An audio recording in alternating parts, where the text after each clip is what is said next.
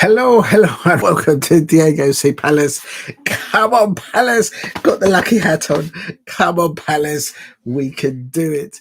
It is the Conference League. It's the group stages still. League stage, I should say. But it is Strasbourg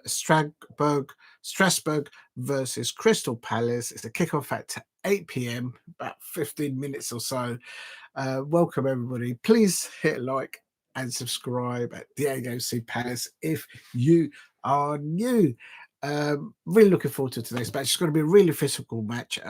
Great lineup. I'm going to try and get the lineups up for everybody. And Jefferson Lerma, he signed my shirt that you can see back there. Also, the Columbus shirt there. And you can see Lerma there and Daniel Munoz and, of course, Oliver Glasner there in my background there. Good luck to them and to all the Crystal Palace players.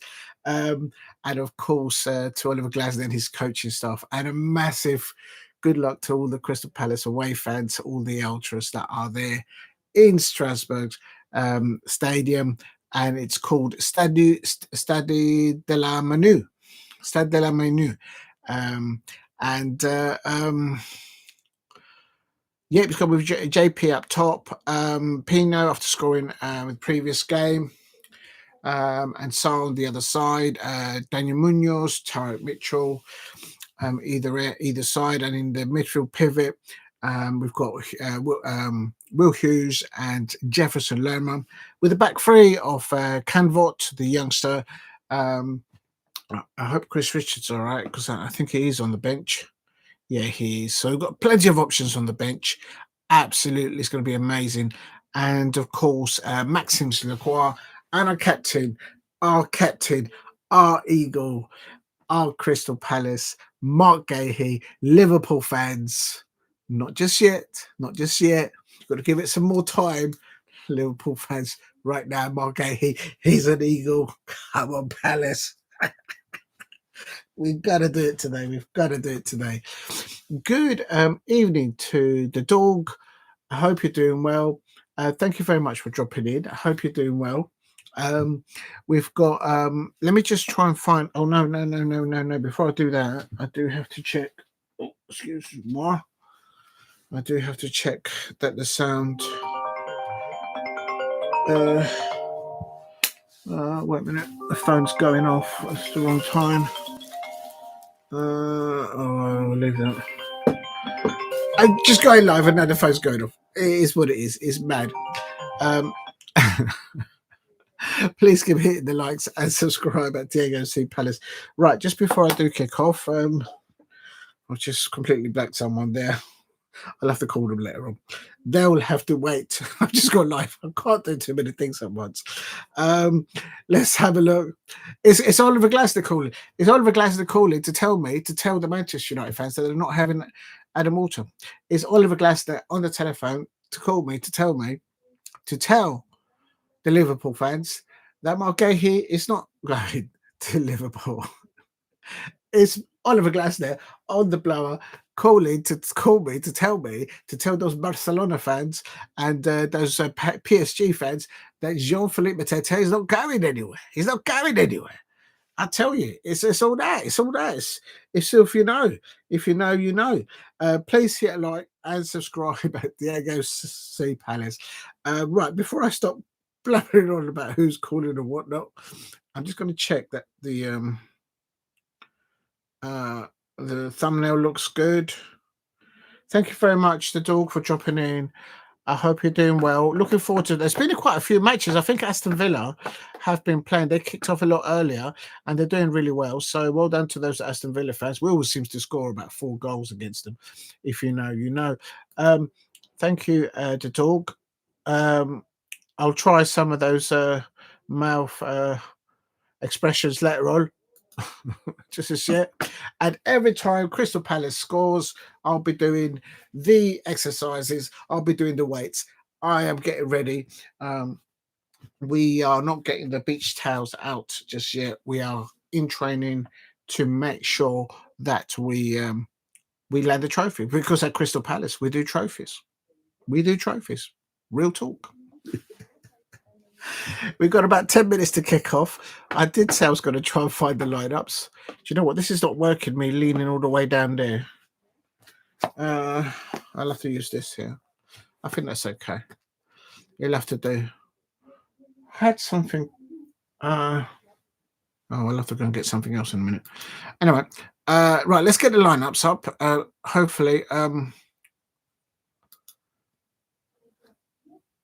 we go.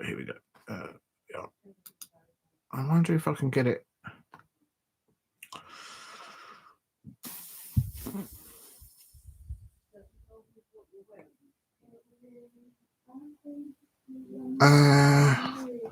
Is this the one that I need to get into?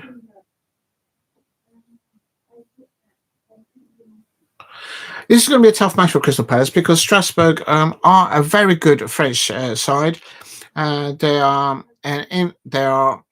featuring really well in the French league and also in European football.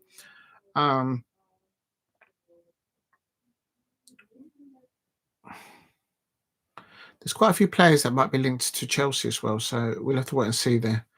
I'm just trying to get. No, it's not there. Big up to the dogs, unbelievable. It's all going off. Yes, it is. Absolute seeds. Right, let me just go back. Oh, I hope I don't lose the live feed there. Oh, Aston Villa have won 2-1 against Young Boys. They finished 2-1. Both goals coming in from Marlon, Tillemans and Rogers assisting both of those goals scored by Marlon, and very important 3 points for them. Nottingham Forest are also featuring tonight against Malbo. We all know that we had a manager at Crystal Palace, Trevor Francis, and of course he was an ex-Nottingham Forest player, became England's first £1 million transfer, if I'm not mistaken. I think that was in the 80s or in the early 90s, if I'm not mistaken, when he became the first £1 million player. I remember that. I'm getting my decades wrong. We're playing up against Chilwell because he is at Strasbourg. I think he's playing for them. Oh, actually, let's see if he's playing tonight. Well, that's the whole point of getting the lives. He played his part, been on loan to us last season.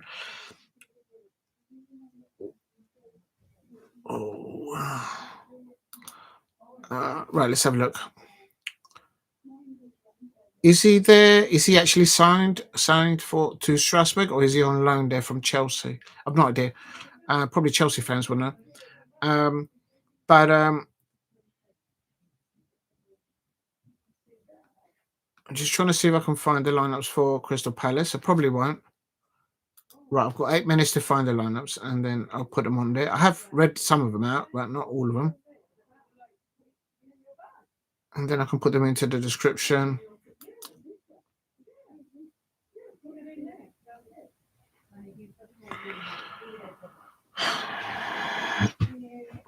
Adam Walton has not started today. He may be... maybe they're saving him for against Manchester United on Sunday, or it could be that they don't want to risk him if he's still working off an injury. It could be. I've got the Nottingham Forest lineup, but we don't need that just yet. Let's try and find. There we are. I've got it. I found it. If you're new, please hit like and subscribe at Diego C. Palace if you are new. And we have here Crystal Palace. There we are. Oh, please don't go. I nearly lost the live feed there. Why does it do that?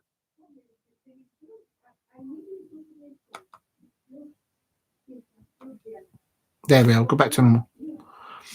You know what? I've got to get something better to lean on because the mouse I'm literally putting on my lap and it's just not working out properly. I've got to find some. I did have a folder. Where's it gone?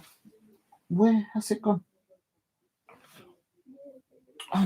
One second, people.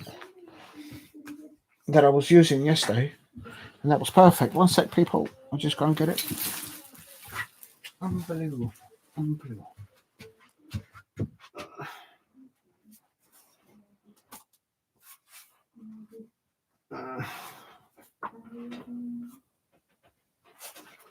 I have to use this as first. I think this one's the perfect one.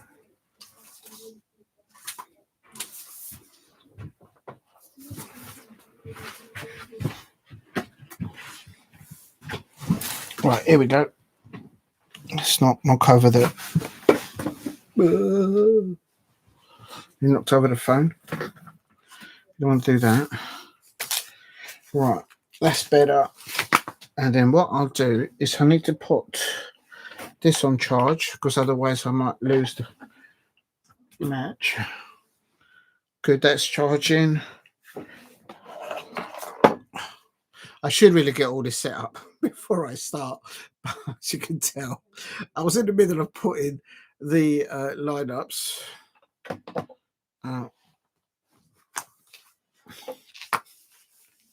I'll get it right one day. It is what it is. Right, lineups for Crystal Palace. Oh, no, actually, they're not playing at home, so let's do the home side first. Strasbourg, they are as follows. I'm just going to put them in the description first. Please keep hitting the likes, and thank you very much for dropping in. This is Conference League, playing for 3 points here today between Strasbourg versus Crystal Palace. Both a very good side. A lot of the players at Strasbourg are being linked to Chelsea, but then Chelsea are linked to a lot of players. You know what I mean? They're like, there's different rules now in the transfer windows for all football clubs in the Premier League, in Europe as well. So there's going to be a lot of this transfer window is going to be massive, I reckon. Yeah, Chilwell is playing for them. I don't know. He's on the bench. Chilwell is on the bench for Strasbourg. So I'm just going to put their lineup.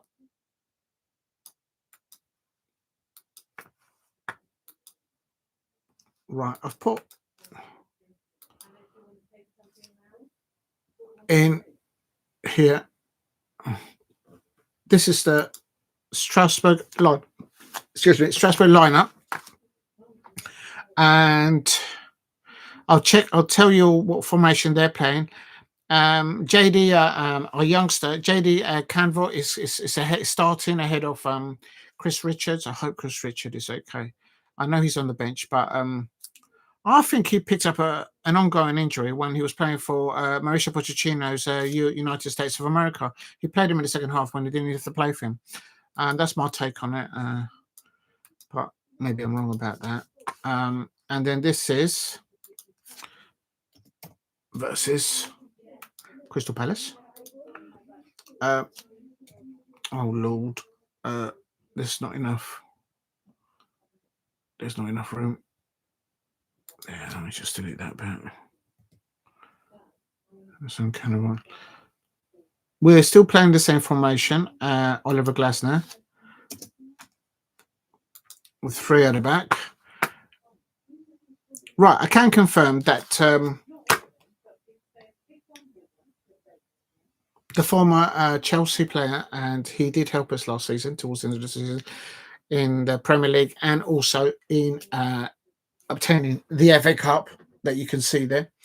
And they that was Chilwell, Ben Chilwell, but he's on the bench for them. He's not starting for Strasbourg. But in the previous match, he has played, I think, nearly the whole match. I think they lost to Lens. I could be wrong. So who knows? Who knows? Who knows? He might come on as a substitute for Strasbourg, but he's a very experienced player. Of course, won honours at Chelsea and, of course, won the FA Cup with Crystal Palace. They've gone with a formation of... I don't know how to do this. How can I go into the formation on here? Oh, it's about to kick off. The players are about to kick off now. Go back 1 minute.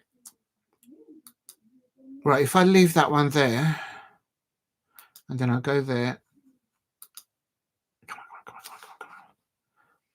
And then go there, and then go to, and there. Quickly, don't let me down, please. A lot of games to kick off at 8 o'clock.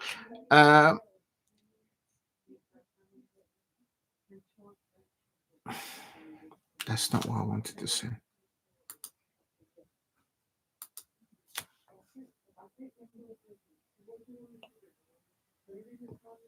Got it. Right. Okay. We're in.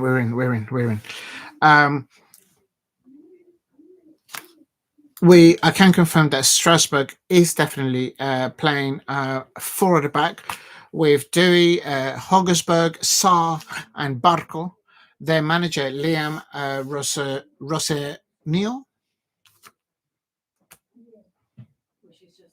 Rosenior. Rosenior sounds Spanish to me. Liam Rosenior. Maybe I'm wrong. He is. I got it wrong. He's not playing four at the back. He's playing three at the back. Hogsberg, Sarr, and Doukoure. So slightly different to our formation in the sense of their attacking options. I think from Strasbourg, they're playing flat a 3-4-2-1 like the Christmas tree formation. But with Crystal Palace, I always feel that it's a 3-2 with Daniel Munoz and Tyrick Mitchell at either side on the wings, and linking up with Sarr and Pinot, and up top, of course, with Jean-Philippe Mateta. Their midfielders is El Mourabet and Barco. And their number 9, or their striker, is Emegha. I reckon had they gone with a 4 at the back, then probably Ben Chilwell may have featured. It's just my hunch. And they're kicking off. I might be about 2 minutes behind on where I am. They've just kicked off. So come on, Palace. Come on, Palace. Every time Crystal Palace scores, I'll be doing the exercises, the weights, because I need to get shape in mind and physically. You never know. They might need it at the call up. So every time the Crystal Palace scores a goal, boom, boom, boom, I'll be doing 10 of these on each arm. If you know, you know. Come on, Palace. Please don't let me down. Please, come on. Come on. Right, let's have a look.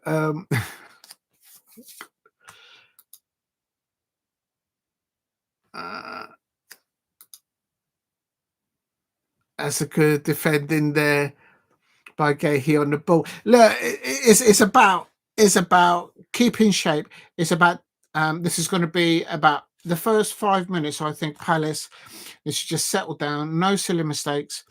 The atmosphere in the stadium actually has been. It looks great. It sounds great from the little clips that they're showing. The Crystal Palace away fans, always, you guys saw them at Wembley against both Aston Villa and Manchester City fans. We absolutely rocked Wembley, and the Crystal Palace away fans there at Strasbourg now tonight. They're also in great song, and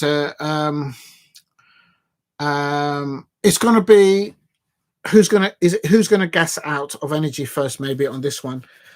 Strasbourg, very physical, very quick on the transition, in my opinion, and similar to what Oliver Glasner likes to install in his players, to be aware of where they should be whilst off the ball and in that transition. So if one of them gets a ball, whether it's Jefferson Lerma tonight, or Will Hughes, if they link up with Ismail Sarr or Jean-Philippe Mateta or Pino, everyone automatically thinks in their minds the transition, let's go forward.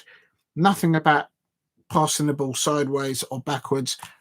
None of that. It's all about attack, in my opinion. And that's what the manager is trying to install in the players consistently in the matches.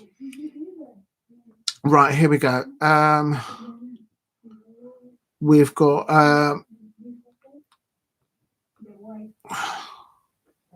right now. I'm going to leave that one there.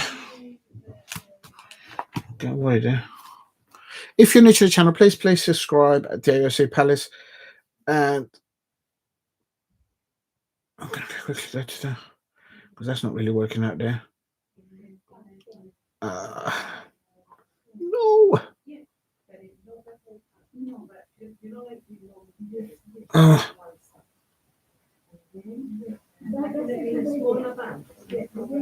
Right, let's just get rid of that. I'm fighting with it because I've just lost it on that thing, so I've got to go back on here. Oh God, it's just not letting me do it now. You let me go. Oh, that's not fair. All right, let me just go into it. Damn it! Actually, I can't go there because otherwise it'll mess up the live stream sound. Oh, this is doing my head in. Okay, calm down. Let's go back again. There. There. Please. There we are. There we go. There's a lot of matches going on at the moment. I will go through everything. Everything is 0-0-0 at the moment. I'm gonna have to do two. I'm gonna have to split the images here. Yeah, I'm gonna have to do it that way. Still 0-0 in most of the matches. I'm just going to scroll through the scores as they stand right now. There's two competitions in Europe going on tonight, both the Europa and the Conference League. Obviously, I'm focusing on Crystal Palace away at Strasbourg. Olympic Lyonnais has scored against Maccabi Tel Aviv, and they're leading 1-0 in the Europa League, I should say. Why is it doing that then? Right, let's do that. Let's go there. That's how I'm going to have to do it. Otherwise, I'm not going to go anywhere at the moment. We just kicked off. I'm on 2 minutes, so I'm a little bit behind. But it's still Strasbourg 0, Crystal Palace 0. Neither side, in my opinion, have settled down.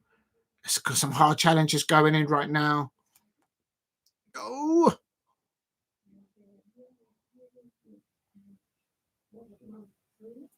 Also, I can quickly tell you earlier on, Aston Villa won 2-1. Celtic won away at Feyenoord, the club that Arnold Slot used to manage. They lost 1-3 to Celtic, so well done to the Celtic fans. They've got a lot of problems at their club as well, upstairs, I've noticed. And Rangers is 0-0 against Sporting Braga, just to let you know. Here at Strasbourg versus Crystal Palace is still 0-0. And come on, Palace, please. Come on, Palace. Right, so I'll leave that one there. And then what I'll do is go there. And that's not working out there. Oh. Okay, here we go.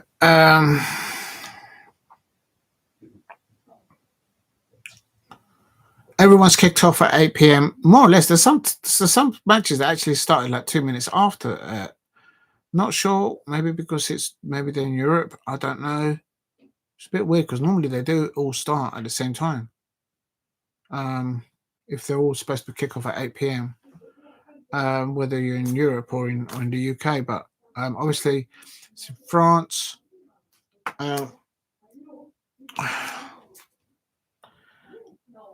Let me just try and get the.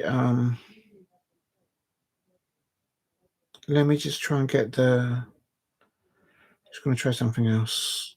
Oh no! Nearly. Oh my God.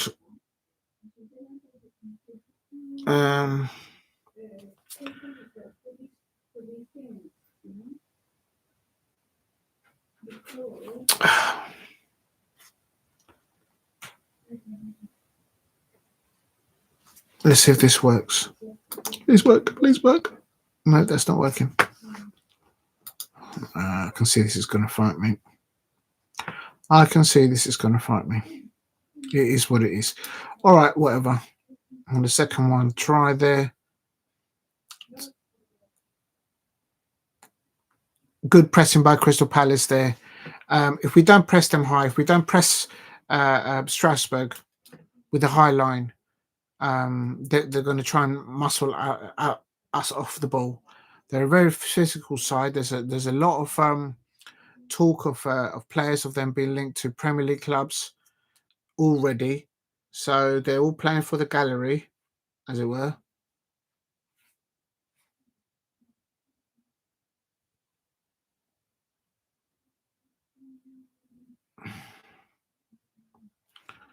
No, that's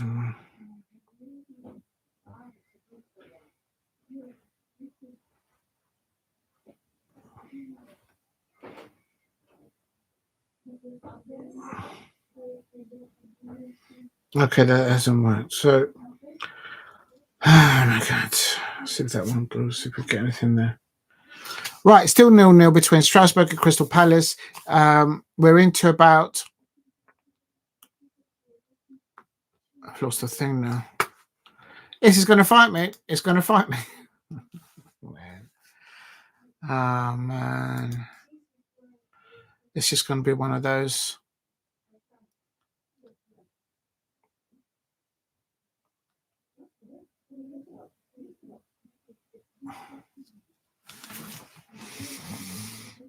That's good press by Palace. Go on. Tyrick Mitchell. Tyrick Mitchell's going to have a long afternoon today, by the sounds of it. Oh, that's well done.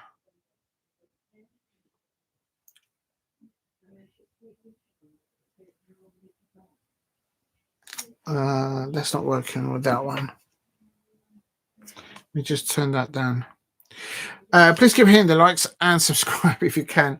So I'm having a bit of a nightmare here with the stream here for the Strasbourg and Crystal Palace. I don't think it's my end because everything else is working. I think it's at their end. I don't know if anybody else is having problems with it. Can't do anything about that. There's Jean-Philippe Mateta with a little... Oh, he's nearly chipped him. Oh, that's clever thinking by Jean-Philippe Mateta. He's on the edge of the penalty area, and the keeper for Strasbourg, he's like walking backwards, scrolling backwards to get back in his behind the sticks, and oh my days, Crystal Palace nearly took the lead there with Jean-Philippe Mateta, and of course he's playing in front. He would love to score a hat-trick today. Imagine that. Jean-Philippe Mateta in France is trying to push his way into the World Cup campaign, representing France, of course. He's scored for France recently. Well done, Jean-Philippe Mateta. Only thing I'm worried about is that there's clubs in Europe that are now looking to acquire his services in January. I just don't. I'm not going to talk about. I try not to talk about the transfer window during this live stream because I'm just going to lose it. It's like literally every club in Europe are after our players, and probably our managers as well. It's just absolutely ridiculous. Absolutely ridiculous. Good defending there by Palace now. Oh, it's a corner there. Please keep hitting the likes and subscribe at Diego C. Palace. Still 0-0. Let me just quickly go into the scores because they're just figuring out who's going to take the corner there. Earlier on, Aston Villa 2, Young Boys 1, Fenerbahce 1. This is in the Europa League, by the way. Fenerbahce's 1, Feyenoord 1, Celtic 3, Lille 4, Dynamo Zagreb 0, Ludo Goretz 3, Celta Vigo 2, PAOK 1, Bran 1, Porto 3, Nice 0, Roma 2, Midtjylland 1. Jesus, how many clubs? Why did I even start doing this? There's so many of them. Do you know what? I'm just going to do that. Oh, there's too many of them. Rangers, at the moment, Rangers are playing. It's 0-0 against Porto Braga. I didn't realize it's going to be that many. By the time I get to the bottom, it'd be half time. If you know, you know. So I will do that at half time, all right, people out there. There's too much football playing on tonight. And Crystal Palace still 10 minutes approaching. Well, we are on 10 minutes now, so I can see it. Strasbourg 0, Crystal Palace 0, and here goes Strasbourg, Diego Moreira. No! Oh, Diego Moreira for Strasbourg with a shot roughly around 10 minutes. Oh my God. Following that corner, this is what I was talking about, Seppies. Well, Dean Henderson couldn't do much about that, but oh my days. Oh, literally, we could have had a goal because we nearly chipped their keeper. Nearly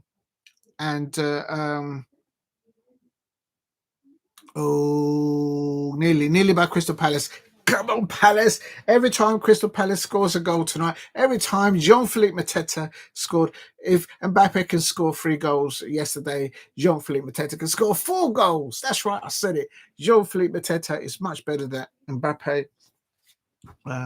Come the World Cup, you probably will see that. If you know, you know. And he's not for sale, by the way.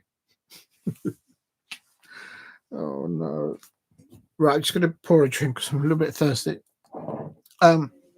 If you're new, please keep hitting the likes and subscribe at Diego Paez. I'll try and keep up the scores on the other matches. Nottingham Forest are, of course, featuring in the Europa League. Well, we should have been. Never mind. Let's not go down that road. I'm not going to spoil my evening. It is what it is. And they're still 0-0. Rangers are featuring. I think Celtic won earlier on. And also Aston Villa, they won. Unai Emery, they started a bit of a blip at the beginning of their Premier League campaign, but he's turning things around there. I always felt that with Unai Emery, if he can avoid the injuries at Aston Villa, they will feature well both in. They've got a pedigree of doing well in Europe as an outsider looking at to Aston Villa and in the Premier League sometimes, but when they play against Crystal Palace, we always score 4 goals against them. If you know, you know. But yeah, they're ticking over quite a bit. Okay, I'm not liking what I'm seeing. There's another opportunity here by Strasbourg. We need to be working off the ball a little bit harder because literally they're lining up in the middle of the penalty area of Crystal Palace. Dean Henderson and all there. It's like a bit of a pinball situation in there. And the last ball, second ball, if you like, is landing to an opponent player, and in this instance it was, I think, a Sebastian, and he probably would have thought that he could have got there, done a lot more better. That's Sebastian. I don't know his name, his surname. He's they just shot. He nearly. So in the space of like 3 or 4 minutes, Strasbourg first Diego Moreira and Sebastian Nanasi. I think that's how you pronounce his surname for Strasbourg. They've had an opportunity on, and how is that offside? How is that offside? That was never offside. Who's the liner and who's the referee? The line and the referee have just. We got on the counter break on the breakaway, and for some reason, Ismaila Sarr has been caught offside. Let me have a look. Where's the referee from? Javier Alberto Rojas. That sounds so Spanish. That is a Spanish name because the VAR referee is a bloke called Juan Martinez Moreira. So to me, that's not even Portuguese. That's Spanish. So they're probably like Real Madrid fans or something. Do you know what I mean? If you know, you know. But I'm going to put these officials into the description. Do you know what? I want to put the lineup of Strasbourg versus. I haven't put Crystal Palace lineup yet. That's not good. That's not good. Let's not jinx it. Come on, Palace. The referees, the assistants are not helping us right now. It always seems to me that they never help us that much, to be honest. Come on, Palace. Yeah, I guess he was offside.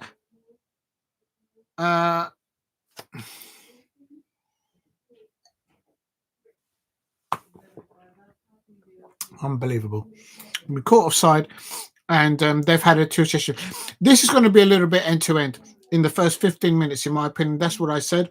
We're coming up to 15 minutes, and it's about not making any silly mistakes. It's about out-muscling the opponent. Very physical, both the Strasbourg side and Crystal Palace in the midfield battles, in my opinion.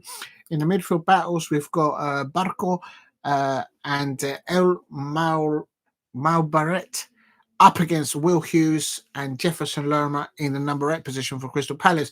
So those two sets of midfielders from each team is who does, in my opinion, the most work, the most interceptions, and then offlaying the ball and trying to get their team from going from defensive to attacking mode, using up that width that we have with Daniel Munoz on the right hand side, with Tyrick Mitchell down the left hand side, or pinging it up towards Pinot on the right, on the left, or Ismail Sarr up on the left, on the right hand side.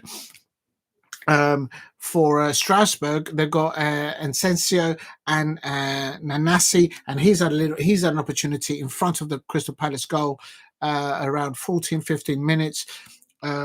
We've been caught offside, and I got it wrong. It wasn't Ismail Sarr, it was Jean-Philippe Mateta who was deemed offside, and it's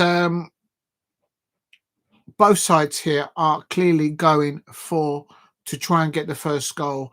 There's no fear of each other. I think there'll be a mutual respect because of the achievements of both clubs are doing. They're all sending the right messages out. So much so, as I said, that a lot of their players are being linked to European and to oh my days, and to Premier League clubs as well. Coming up to 18 minutes now, and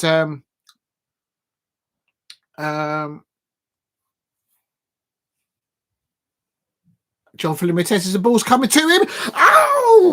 Oh my days! Jean-Philippe Mateta nearly a header from in the middle of the box. Target. I mean, we've had about 2 on target. I like the tackles that Jeremy Pino's putting in there for Crystal Palace. Please keep hitting the likes and subscribe. You can help me get to 5 likes. And if you haven't subscribed, please subscribe at Diego C. Palace. I have put the lineup for Crystal Palace, but I've only put it in the can I copy it from here into the description? Well, there you go. You learn something every day. Because I like to put it in the description, and I haven't put it in the description. Oh, my back's killing me today. Please keep hitting the likes, and if you haven't subscribed, please subscribe at Diego C. Palace. In the description, if you can click on that, I've put on there now. Thought I'd done it. Why is it not responding? Like the mouse is not working. There we go. I've put both the Strasbourg lineup and the Crystal Palace lineup. So there's a lovely little cross there by Will Hughes to Jean-Philippe Mateta on roughly around 18 minutes or so.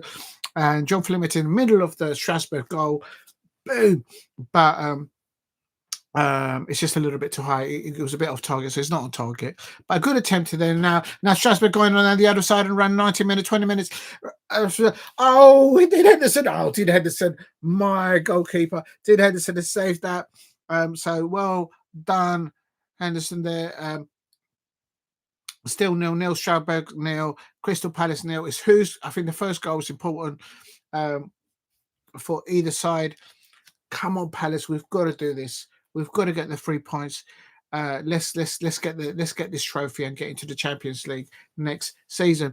We're giving them too much time. We're giving them too much. That was it. They just showed a replay there of Dean Henderson there, and that was a shot by Julio Enciso. Enciso, if that's how you pronounce it correctly. Emmanuel passed him the ball for Strasbourg. We're giving them too much. There's got to be someone on his shoulder. We've got to get into them. We're giving them too much time on the ball. Literally could have had a cup of tea and a cupcake in our own penalty area. We can't be doing that. This is European football. You got to push them out off the way. Please keep hitting the likes and subscribe at Diego C. Palace if you are new. You can hear the Crystal Palace away fans. You can hear the home crowd in the Stadium de la Manu and in Strasbourg. Come on, Palace. That's good. That's good. That's good defending there. For me, for the first, I would say the first 15 minutes, 20 minutes. Let's go first 20 minutes. No, let's go first 10 minutes. I think it's even Stevens. Opportunities, not really all and out. Because John Fleming had to try to lob their keeper. They've had a few shots in the middle of our penalty area. Dean Henderson has come up to our saviour. They've had opportunities from set pieces, from corners, and a couple from open play. And we've had a few opportunities, but we have been a bit off target. But we're giving the ball away too much. I think the transitional play from both of these sides is very quick. It's like literally, if you look at the distance between both penalties, is backwards and forwards. If you get off the ball, everyone's thinking, right, how do we attack? How do I attack? Referee! Look at that foul by the Strasbourg. Referee. That's the Strasbourg right back. How's that not a yellow card? Oh.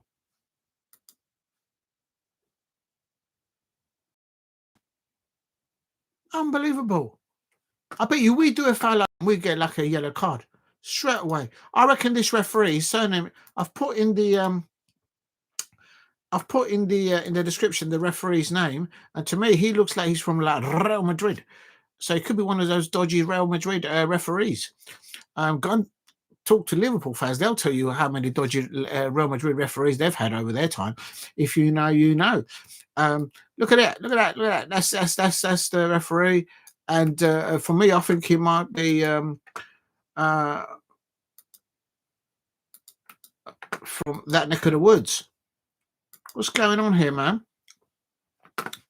You know what I mean? It's like I'm giving this referee at the moment a nil point, turning into like European Song Contest, if you like. You know what I mean? Jefferson Lerma. Come on, Jefferson Lerma. Come on.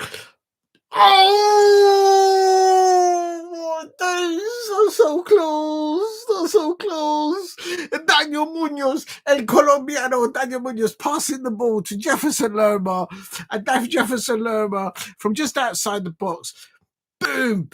Bish bash bosh. The man trying to lick that in top bins, but it's just going wide. I think maybe he was just leaning a little bit as he hit it, maybe just a touch. And he was just going off to the right-hand side of the goal. But lovely little assist there by Daniel Munoz, a link-up play from both Colombian internationals there. Daniel Munoz and Liverpool fans, you can't have Daniel Munoz. A lot of Liverpool fans are asking for Mo Salah to be dropped. And then we think about in the January transfer window, making a cheeky little bid for Daniel Munoz to replace your Mo Salah. Not having it. Not having it. Not having it. No. We're already going to get Mark Guehi. Just be settled with that. Not having anyone else.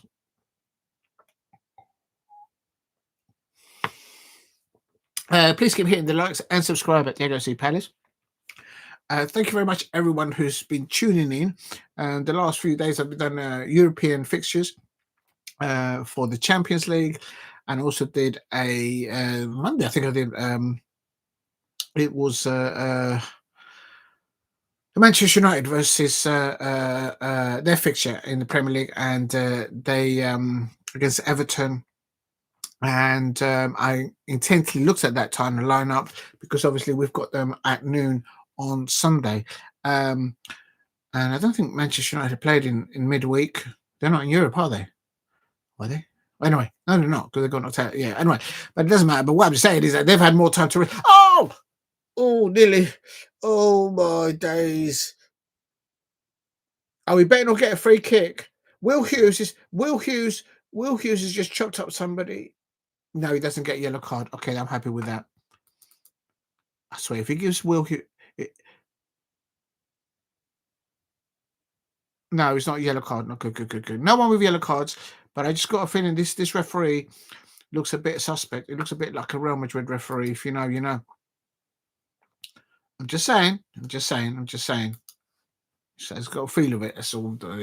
If you're new to the channel, please subscribe at Diego C Palace. Strasbourg 0, Crystal Palace 0. I will go into the other score lines in the other thing because I can see the ticket going across and they're saying there's some goals somewhere else. Oh no, Nottingham Forest has scored against Malmo. It looks like it's Ryan Yates. I've got nothing against the Nottingham Forest fans. It's just that owner that they have. I don't like him. I don't think many of the Nottingham Forest fans like him. If you talk to them up front, there's like, but I don't think he likes himself, quite frankly. But anyway, enough about him. I don't want to talk about him. But it's Nottingham Forest are leading 1-0 against Malmo in the Europa League. In the Conference League, Crystal Palace is still Crystal Palace away at Strasbourg. It's coming up to the 30-minute mark. It's Strasbourg 0, Crystal Palace 0. And earlier on, Celtic 1, Aston Villa 1. And does anyone else playing from Scotland or from the England side? I do apologise, can't remember. Rangers are also featuring. I don't know how they're doing. I'll check a bit later on. 30 minutes on the clock here. Strasbourg 0, Crystal Palace 0. Even Stevens in opportunities in a sense. Nothing really in the last third. Strasbourg are trying to walk the ball through, in my opinion, through Maxims Lacroix, Mark Guehi, and Canvot in the back for the back three at Crystal Palace, but no doing there. Will Hughes and Jefferson Lemon, they need to give protection to the back line, especially when they're off the ball. This lad, Barco, he's doing well, and also oh no, stop him. Yes, that's good. That's a corner for Palace. Come on, Palace. On the 30-minute mark. Come on, Palace. Come on, Palace. Come on. Lucky cat. Come on, Palace. We got a corner. We've got to get a goal from here. Come on, Palace. We've got to get a goal. If you're new to the channel, though, why are they taking so long taking the corner? Please keep hitting the like and subscribe at Diego C Palace if you are new. Come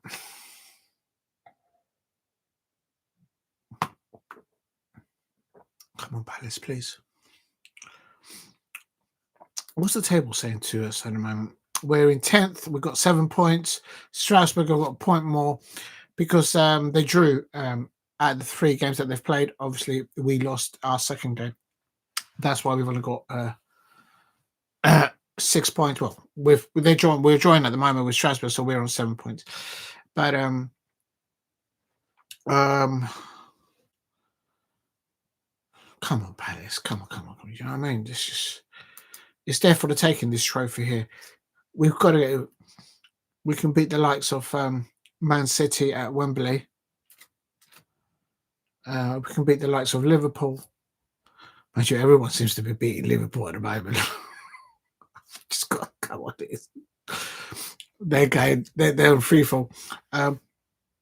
We've got to get there, and ball goes out to the other side. Oh no, they're breaking away with the ball. They're breaking away with the ball. No. Oh, they nearly scored their first goal. So from a Palace corner, they gather the loose ball, breaking play, to the other end. Crystal Palace backpedaling there, and then I think that's Amo-Ameyaw who headed the ball, and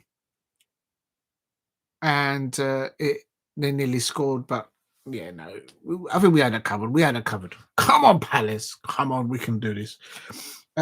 If you're new to the channel, please subscribe at Diego C Palace. I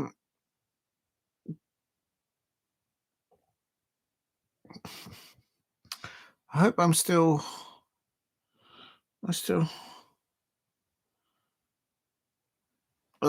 hope I haven't just dropped out. Has the signal just dropped? Let me just try.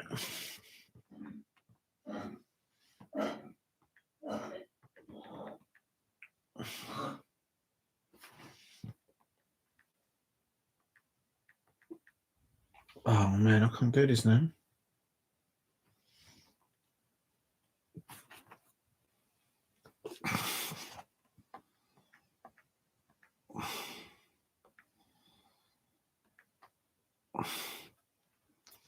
Right, just bear with me because I've got to check this. I think I might have just dropped.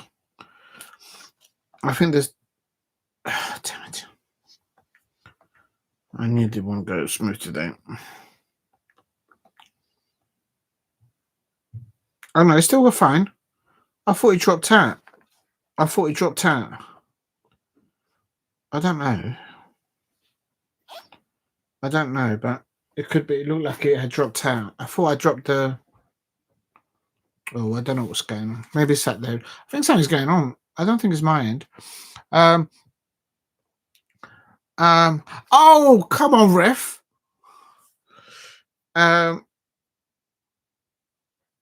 Right, here we go. Got it back. The stream's come back up in there. Oh no, he's coming off. Well, good, but I mean, Adam Walton's coming on 30 minutes or so, but Will Hughes has had to come off. So, I hope he's all right. I would like him to start against Manchester United. Will Hughes knows how to rev up the crowd at Selhurst Park. But Adam Walton has come on roughly around 30-minute mark. And now, referee, it's they're all fouling each other. We get a player fouled, then Adam Walton, of course, he's just come off the bench. He's a bit cold, I suppose, and he's just fouled someone. So now, they get a free kick. Is Adam all right? Will Hughes has had to be replaced. It's still 0-0. Strasbourg 0, Crystal Palace 0, and Will Hughes was replaced on the 30-minute mark or whatever, then thereabouts. Adam Walters come on. Oh no, we don't want injuries. If you're new to the channel, please subscribe at Diego C Palace. If you are new, I'm just going to get. Elsewhere, Nottingham Forest are leading still 1-0, I believe, earlier on. Celtic 1, Aston Villa 1. Not sure how and what Rangers are doing right now. I have to say, I'm not sure. I will check at halftime the results there. Just going to check. Can I get this online here? It's not doing it. Why isn't it coming up on there? I think it's still all right. Oh. All right, I'll leave that there. If you're new to the channel, please subscribe. And Strasbourg have won themselves a free kick. Adam Walton, a bit cold off. He's just come on, substituted, came on for Will Hughes, and he's committed a foul. Said that we got fouled a minute ago. Ismail Assar got chopped up. And here we go. It's Crystal Palace now on their attack. And go on, Tyrick. Go on, Tyrick. Tyrick. Tyrick Mitchell, what did I tell you that he was going to have a long afternoon? I told you it's the lucky cap. And Crystal Palace are on the way. That's right. Crystal Palace are on the way to win the trophy. Come on, Palace. Let's get into the Champions League and show the Arsenal fans, the Liverpool fans, the Manchester City fans, those jammy Chelsea fans, how it's really done. Let's get to the Champions League next season. Come on, Palace. It's Tyrick Mitchell. How did he get that? From that angle, Tyrick Mitchell. How is he not playing for England? Thomas Tuchel, how are you not picking Tyrick Mitchell? Oh my days, he's so humble as well, Tyrick Mitchell. He is made by Crystal Palace. Come on. Yes. You know, come on. Yes, you know it makes sense. And it's Tyrick Mitchell, the lovely little finger licking assist by Jean-Philippe Mateta. Mbappe, move aside. Jean-Philippe Mateta's better than you any time of the day, any night. I tell you, listen, Tyrick Mitchell there is absolutely chopped him up. He should not have scored from that angle. How did he shoot from that angle? Bish bash bosh. Tyrick Mitchell, bottom right corner. Finger licking assist by Jean-Philippe Mateta. Yes. Écoutez, mesdames et messieurs, in Strasbourg. Écoutez. Jean-Philippe Mateta passed the ball. President-elect Jean-Philippe Mateta passed the ball.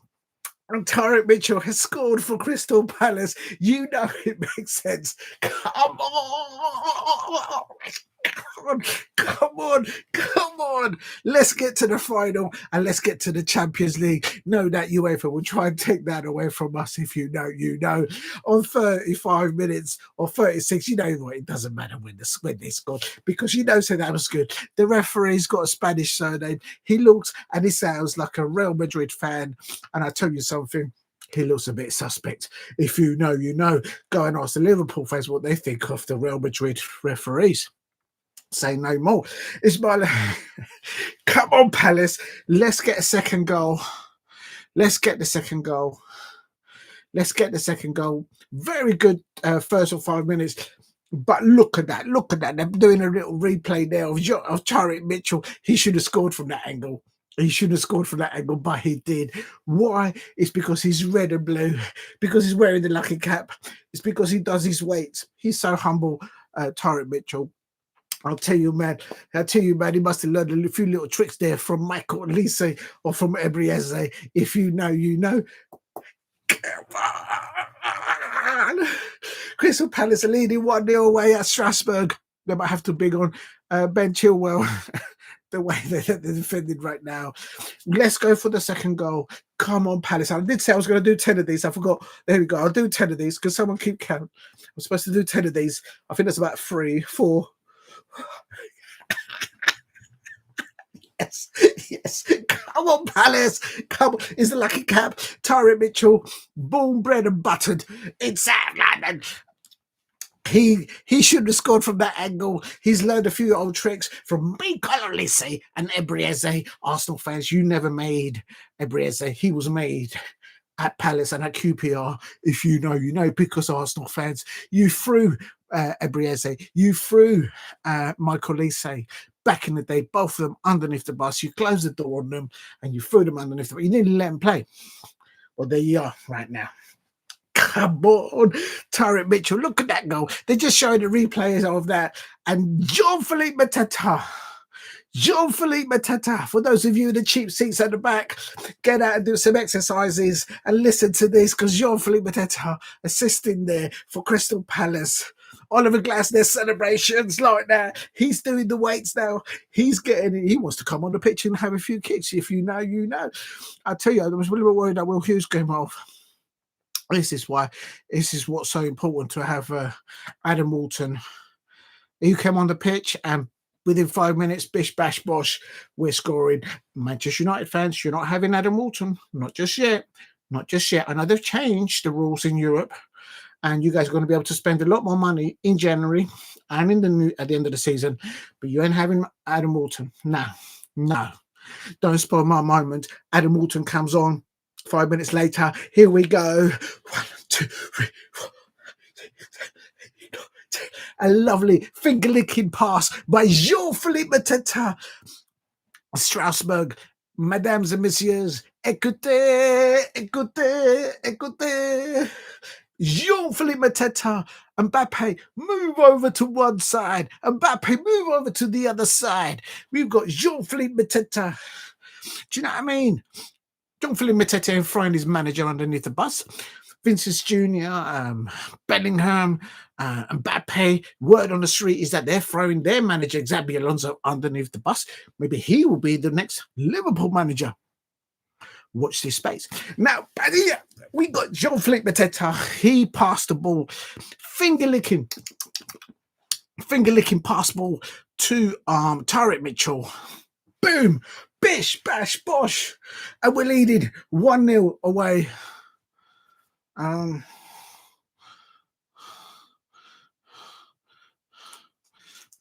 Go on, Palace. Go on. Go on. Go on. Jerry Pino. Jerry Pino. Oh my days. That should be the second goal. How we not scored the second goal? How we not scored the second goal? Can someone please tell me? How we, oh, big up to Manchester United. Big up to you. I hope you're doing well. And listen, we've got sorry, Matata, I didn't see I was paying attention. I should really have. Bad streamer. Listen, Adam Walton came on. He replaced Will Hughes, and a few moments later, bish bash bosh. As you know, there you go. Bish bash bosh. We've got to go in Europe. We're going next year into the Champions League. We're going to show the Manchester City fans. We're going to show those Arsenal fans. We're going to show those Chelsea fans. We're going to show Chelsea fans how it should be done in the Champions League. We should be in the Champions League right now. Real talk. I tell you, big up to Matata United. Yes, long time no see.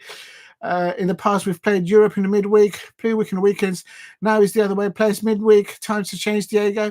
Yes, it is. I was checking that at the beginning of the season because I did do a live. Oh, nearly.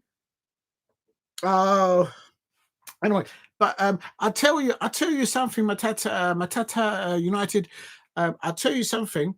I did the live stream Manchester United Everton match on Monday, and I thought your players would roll up their sleeves and really give it a go against David Moyes, their ex-manager, of course, at your football club, and it didn't materialise. And I said to myself, have they got matches during the week? Have they got league something? And they haven't. You're right. They're not playing in Europe. So you guys have had more time to rest. But then our players are playing day in, day out. And as you can just see, Jean-Philippe Mateta scored assisting there for Tyrick Mitchell. That angle of where he scored there. Well, we should have just had a second goal there on 39 minutes. Oh no, Daniel Munoz, the Colombiano, passing the ball over to Jeremy Pino, and but that's you can't deny that's a good save by the Strasbourg keeper. I think the guy's name's Penders. Won't you blame Amorim for the mess? No, no. Listen, I can't really view it from. How we not got 2 goals now? Won't you blame Amorim for the mess? I haven't seen your live and away games. I haven't seen my Crystal Palace match. So what do I know about your team? But what I would say is with your manager is he has a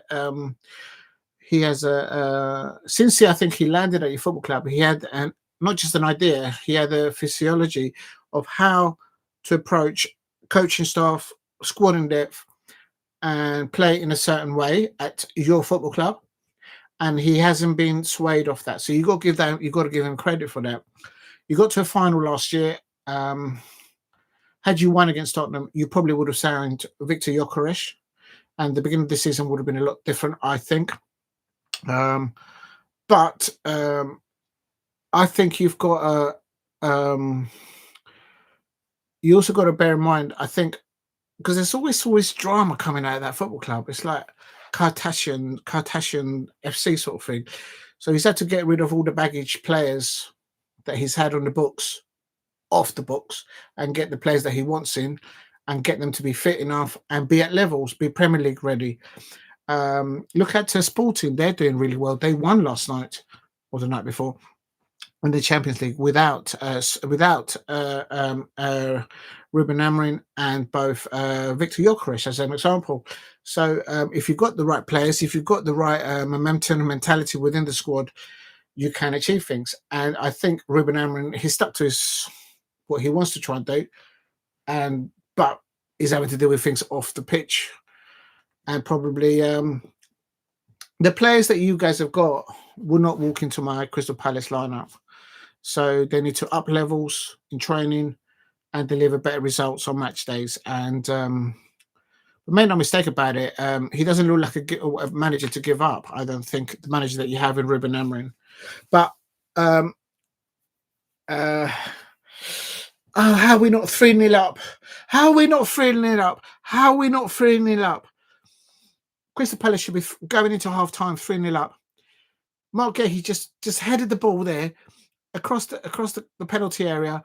Ismaila Sarr. Ah, my days. We should have got 3 goals. We should have had 3 goals by now. Why is the fourth official only doing 2 minutes? Why is the fourth official only doing 2 minutes? I reckon it's a Real Madrid fan. We should have another 5 minutes so we can get another goal. Unbelievable. We've got about 1 minute of extra time to play. It's Strasbourg 0, Crystal Palace 1. Won't you blame? Yeah, no. Big up to you, Matata United. We'll see what happens on Sunday. We've got our tails up right now. We're winning in Europe. We're winning in the Premier League, and I'm hopeful. Well, if you guys play, how can I put it this way? When you win a goal down against Everton on Monday, there was just no fight back. I thought with the players, but the other thing which I noticed in that match was that when the 2 Everton players that came together and they had a fight, and one of them got sent off. At that point, you would have thought that Ruben Amorim would be able to tweak the formation or something, and then get the players on the pitch would have thought, right, let's get into this. Let's we're away from it. Let's do something here. They're not aware. They were actually playing at Old Trafford, and then what happens is they didn't. They just like it all slumped. So I said to myself at half time, if your players of Manchester United come to Selhurst Park and they have their shoulders like this and they're like, I might expect my Crystal Palace to be at half time at least 2-0 up. At least 2-0. So you won't be able to do a combined. Can do a combined 11. On form at the moment, Amo-Ameyaw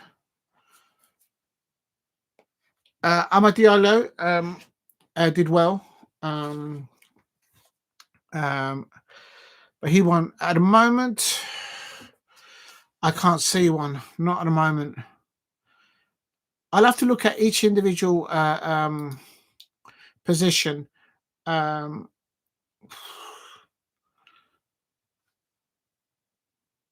For example, I know against Manchester United, I expect probably Oliver Glasner might start Adam Walton with Daichi Kamada in the pivot.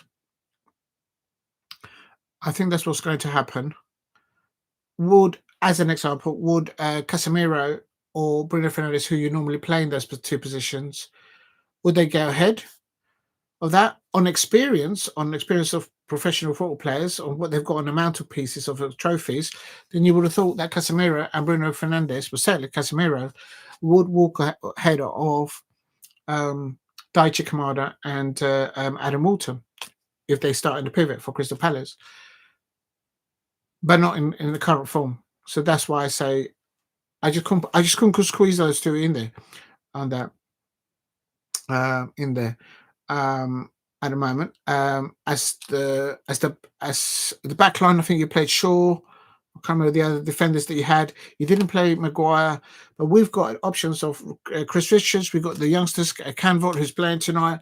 Maxime Lacroix, he's proven that when Mark Guehi was injured in the last match, he came in and he did a role there. Maxime Lacroix, I said that whenever I've seen Maxime Lacroix at Crystal Palace play live, he reminds me on a young Virgil van Dijk when he started to become established as one of the pound for pound best centre half in Premier League football, and where he took himself to win the Champions League and Premier League titles, and the way he plays also for the Netherlands as an example. But Maxime Lacroix's got that attitude, that sort of he wants to go to those sort of levels, and I think I'm surprised a lot of people don't talk about him, because I think he's brilliant as well. And of course, we all know about Mark Guehi. So today, I think Mark Guehi is starting as the Crystal Palace left back, and you guys, I think, started Shaw there. It's no brainer. There's no way you guys would get Luke Shaw would put Mark Guehi on the bench? Never, not in a million years. That's why I see it. So, going back to your question, Matata United, look, I don't like your football club. It's too much pain that you guys have given me in the past. But the manager that you've got has an idea of what he wants to do as with a squad of players and a vision of what he should do, what players should be responding to him as the manager. But he hasn't got the players ticking on that same wavelength. And it's about improving. It's about what they're all professionals. It's about going into work, in training, and up in levels. If it's fitness, if it's technique, all that, whatever position you're playing, it's about upping levels and wanting to win, wanting to not come off. Even if you're injured, Will Hughes got substituted today. I bet you he didn't want to come off, right? No one wants to be injured. Even if they're injured, they're probably not telling the manager about it. They just want to be playing, literally, OMG. So if there's a combined 11 between Crystal Palace and Manchester United right now for Sunday, I would have to go to every single position and debate which one on form, not on previous accolades, because you do have people on your books or at your football club at Manchester United, like Casemiro, who have won things around the world, but it's what is happening right now. And right now, Oliver Glasner likes to do in a pivot Daichi Kamada and Adam Walton. That's what he did in the FA Cup final and in the FA Cup semi-final.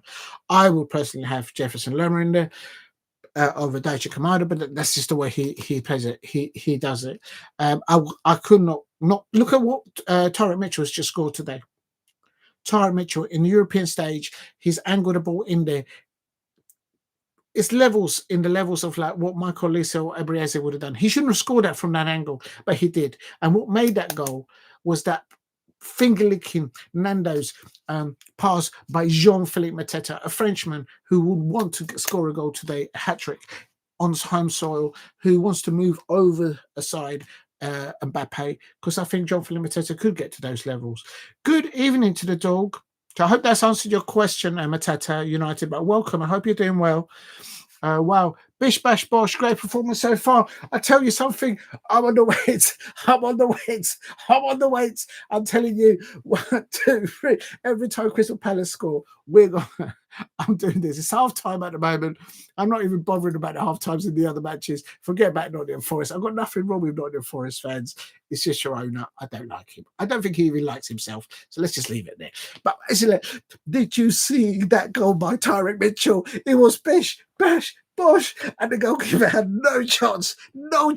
He should have saved it from the angle that Tyrick Mitchell licked that ball into the back of the net. It was like that. And Jean-Philippe Mateta was saying, Mbappe, who are you? Do you see what you got on the picture? That's what was happening. That's right. Big up to the dog, says, wow, Bish Bash Bosh, great performance so far. Yeah, it's, I'm happy with it so far. I was a bit nervous at the beginning because pin message. I was a bit nervous at the beginning because they had a few opportunities in our penalty area, but Dean Henderson, of course, doing really well, and but we weathered the storm. And whoever Oliver Glasner puts into our back three, they do well. Whether it's Chris Richards or our youngster Canvot, he's doing absolutely exemplary work. He can play left back, right back. What an amazing prospect he is for us. Jefferson, Lerma, and Munoz are our weak points. What? Get off at half-time straight away. How can you take Jefferson Lermas and Daniel Munoz? Por favor. What are you doing? What game are you watching? Who said that? The dog. You're saying to take off Daniel Munoz and Jefferson Lerma at half-time? Look into my eye. Listen, I'll tell you something. They're doing the Colombian salsa there with the Colombian spices they're going on. I'll tell you something, the dog. You don't know, because we are Palace. Super Palace from Sellers. And next season, we're going to be in the Champions League. Come on. Is that what happens if you win this competition? Or is it you go to Europa League? I don't know. Because Chelsea won this competition and they won the Champions League. Yeah, so hello. Come on. Crystal Palace are heading to the Champions League next season, and we're going to show the Chelsea fans, we're going to show those Arsenal fans, we're going to show those City fans, and most definitely we're going to show those Liverpool fans how it should be done. Come on, the referee in this match looks like he's from Real Madrid, and we don't care. He can give us all the free kicks against us. VAR can go against us. We're going to win today because we are Palace from Selhurst Park. Listen to the crowd at the Strasbourg stadium. The crowd there from the Crystal Palace ultras there. They're running the show. They're running the thing there. I tell you, you don't even know. I would take a point at Selhurst Park. Would you? My tata? You may take a point. Are you going to get Cunha back? Because I know he got injured. Your Cunha got injured. I think he got injured in training the week before. But I think it's a head injury. So I don't think with head injuries, even if they wanted to rush him back, I don't think they're allowed to. I could be wrong about the type of injury that he incurred and when and whatnot. But I think you need Cunha. You can deal with Cunha back on. Why did you get rid of the Danish player? I can't remember his name. He's playing for Napoli now. They've just won yesterday. You know who I'm talking about. I don't know your players. Bish Bash performance, yes, I've done that one. Away. Daniel Munoz straight away is away. No, Daniel Munoz, they won't take Daniel Munoz. He's already had to bring on Adam Walton on earlier for Will Hughes. I thought had he not had to make that substitution, I'll guarantee you that Adam Walton would have started on Sunday against in the pivot with Daichi Kamada. I guarantee you. Not because I preferred that, but that's because Oliver Glasner does it. But I can't knock the man. The man's just won me an FA Cup. There's the man himself. There. So half time still. And it's only 1-0 to Crystal Palace. We should be really 3-0 up on chances towards the end of that first half. Crystal Palace should have had 2 more goals. Like OMG, I was losing it there. And Paul Brady. Oh, hello, Paul Brady. Long time no see or hear. I hope you're doing well. Hello. It looks like you are right about Arne Slot. I said it because when I saw Arne Slot lose to Plymouth Argyle, not last season, the season before, and he had what's his name? I don't know. Their B team. Well, forgive me for not knowing the B team for Liverpool, but that season he started with Becker, the season that he inherited from Klopp. He inherited Becker, Trent Alexander-Arnold, Robertson, Ibrahim Konate, Virgil van Dijk, Schloboschlei, Gravenberch,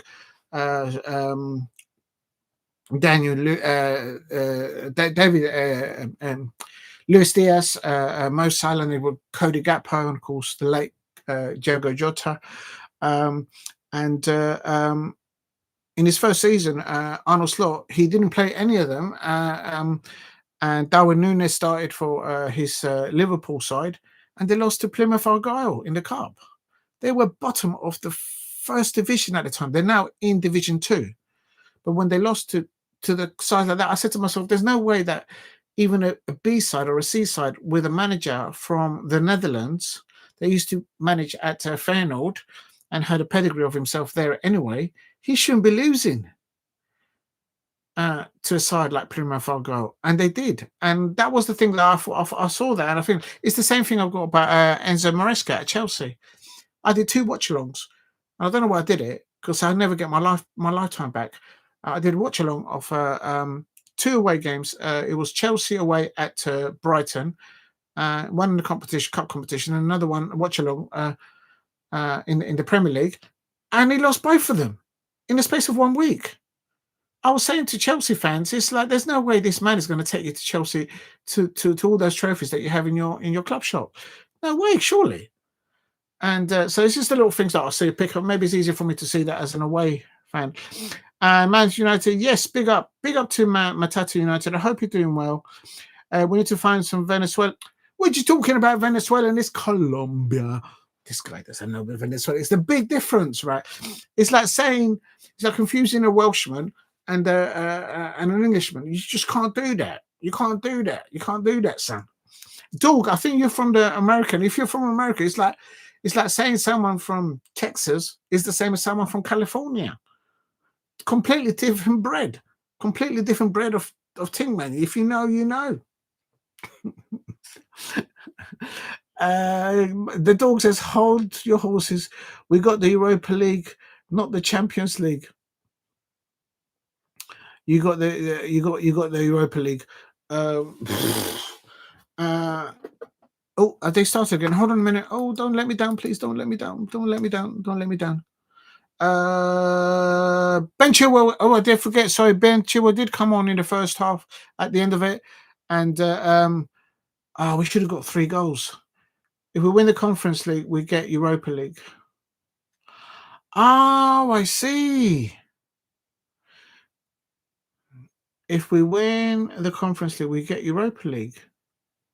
Then how comes Chelsea got it? Because Chelsea, because they must have finished in top 4 anyway. Oh, right. I think I got it. Oh, I don't know. Well, anyway, I'm sure. Yeah, top 4. Yeah, got it. Yeah, I'm with you. But you know what? I just know. I'm not going to jinx it, but I'm just going to say, Crystal Palace are always up against it with their officiating in these European competitions. And I just know that they'll find a way to try and penalise us some way. I'm not just being salty about it because of what happened last season. I'm just saying, just being real about it. They're trying to mug us off, right? And I'm not having it. I'm not having it. You know, they don't do it to the Manchester United fans. They don't do it to the Arsenal fans. They don't do it to the Real Madrid or the Barcelona or the Liverpool fans. It's Crystal Palace, new kids on the block, like the new kids on the block when they came on the scene. Second half's kicking off here, and come on Palace, and we you know what I mean? It's like we're up against not only the positions in this competition, the Conference League. I'm not trying to play the violin here and at the same time do a live stream. I'm just saying, I'm no doubt that something down the line, someone will try and do one against us. If you know, you know. And on that note, I'm going to fill up my glass. I can find something to drink. Whoa! That's gone too big. That's too much of a head with that. That was a bit too much. Well, I'll take it all the. Whoa! Cheers to everybody out there. And I forgot to do it. So I did do, as I said, I did do the weights every time that Crystal Palace scored. Thank you for getting me to 5 likes.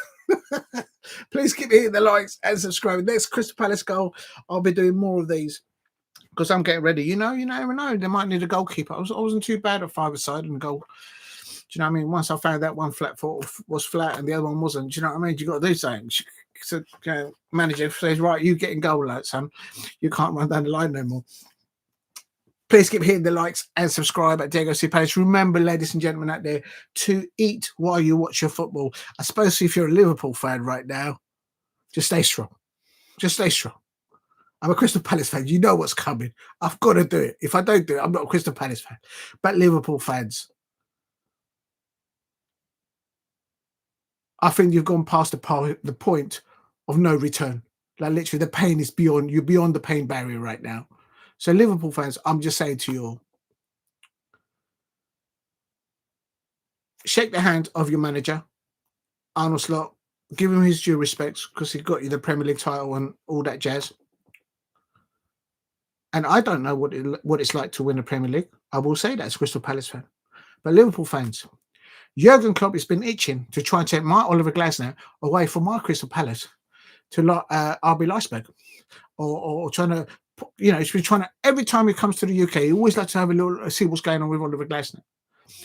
Your Jurgen Klopp is itching to get back into football.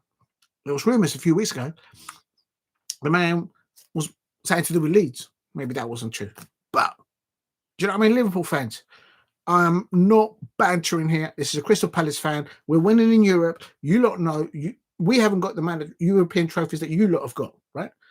But I'm just saying, you've got a manager available there I'm pretty sure he's still got a dog in him, in the boxing expression there, if you like. I think you're Jurgen Klopp. Between now and the end of the season, get these youngsters that you've got brought in the transfer window, getting them back into full fitness levels, Premier League levels, and with the experienced players that you've got, and if you've got Jurgen Klopp there, that could turn your season around. I'm saying that. I think that could be an answer. Or if that don't go that way, go and get Xabi Alonso from Real Madrid, because Mbappe, Vinicius Jr., Bellingham, and all these top players up there, and their special agents that they all have, the word on the street is they're throwing Xabi Alonso underneath the bus. Xabi Alonso could be the answer to your situation there. Big up to the dog, and big up to Matata United. Long time no see. I hope you're doing well. Big up to Paul Brady. I hope you are well too as well. If you're new to the channel, please subscribe at Diego C. Palace if you are new.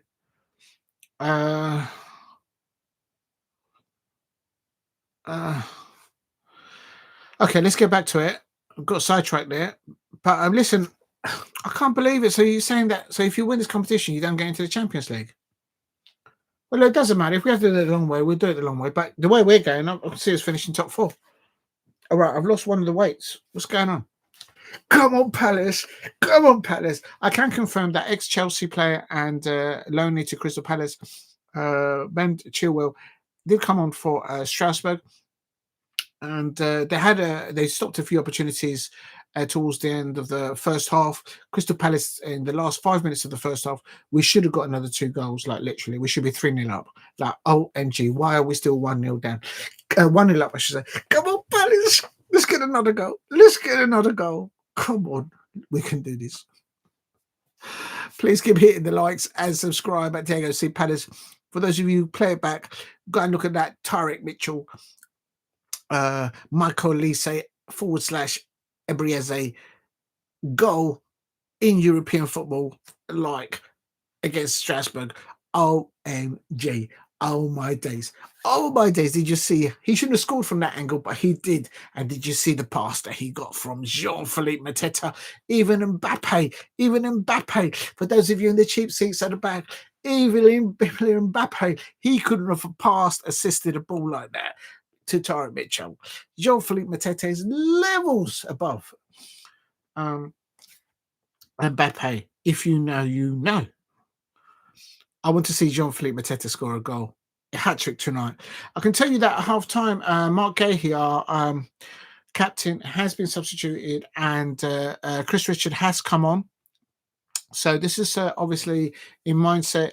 I'll be keeping a close eye on people that I know that are at the game. Hopefully this is not because of an injury. I expect Liverpool fans will be looking at this closely because if they do something in the January transfer window with Guehi, then I think he will land there. As a Palace fan, of course, I don't want him to land there. I'm going to be, but it is what it is. But I expect Liverpool fans will be keeping an eye on that. Guehi has been substituted at half-time. Chris Richards coming on for him. But we do have to play on Sunday, and we are winning 1-0 away in Europe.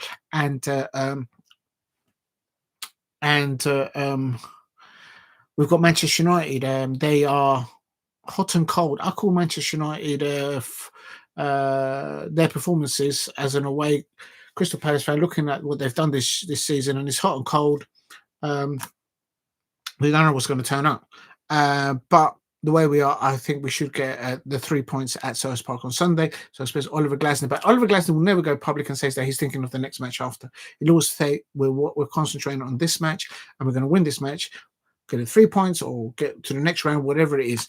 That's how it is, and that's what's got us to lift that trophy back there. But I can tell you, ladies and gentlemen out there, if you didn't know, at Crystal Palace, I've got nothing to do with the football club, but it's Black Friday coming up, and there's amazing deals at Crystal Palace. Make sure you get online. South London's best shop in football. Go to Crystal Palace. Got nothing to do with the football club, but I've got to show it because there's a lot of offers going on Black Friday. offers on deal, and let's see what's coming up. Let's see what's coming up. Let's see what's coming up. Let's see what's coming up. On a great deal, let's see what's coming up. Oh, you can do it and imagine what's going to come up. I can tell you, if you go online to the official Crystal Palace webpage, and I tell you something, got nothing to do with the football club. I don't know anyone at the club, but it's Black Friday at the moment, and there's amazing deals on merchandise, and you can tell you that there is a lot of people keeping an eye on things, including the Duckling. There you go. And I tell you something, look what they do. Look at that. Look at that. Look at that. Look at that. Look at that. And this is actually a vegan mince pie. A vegan mince pie. Vegan mince pie. I'm going to have a little nibble in a minute of it. But definitely, there is other things you can go online and get at Crystal Palace. Amazing merchandise. It's not because it's just falling off the back of the lorry. It's because literally, there's so many Liverpool fans out there that might want to get one with Mark Guehi on it. There's so many Manchester United fans out there that might want to get a Crystal Palace top with Adam Walton on it. I say no more. You know what I mean? And the list goes on. But go online because they look at that. Look at that. Remember to eat and to watch your football. Ain't wrong with that. Come on, Palace. We're still winning. No! No! I just jinxed it. Oh, no. I keep picking up these players. Why did we defend it like this? This Diego Moreira, he's just done a quality pass to, I think it's Emmanuel. Damn it. How we conceded? How we conceded a goal? Can somebody tell me? Can you tell me how we conceded against the French side of Strasbourg? A lot of these players I have been linked to Jamie Chelsea.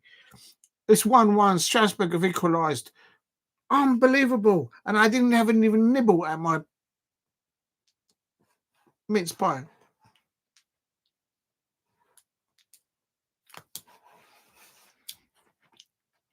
Unbelievable. Unbelievable. I'm not having that. It's 1-1 now. I'm going to have to change the score now. Unbelievable. The Duckling thinks it's unbelievable. Unbelievable. I'm going to put the Duckling back there.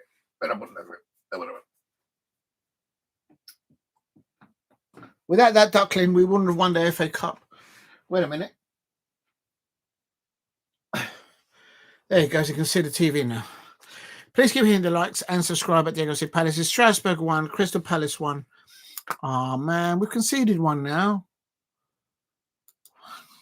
I nearly swore there. Unbelievable. Unbelievable.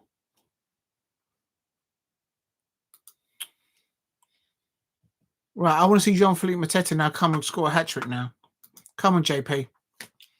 Unbelievable. I've just updated the title. So we're it's 1-1 now. It was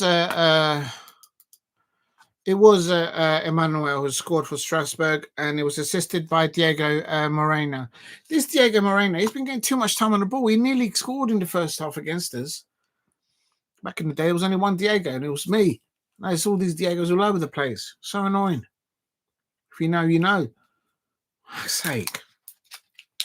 I'm so annoyed that I'm going to go into my mince pie.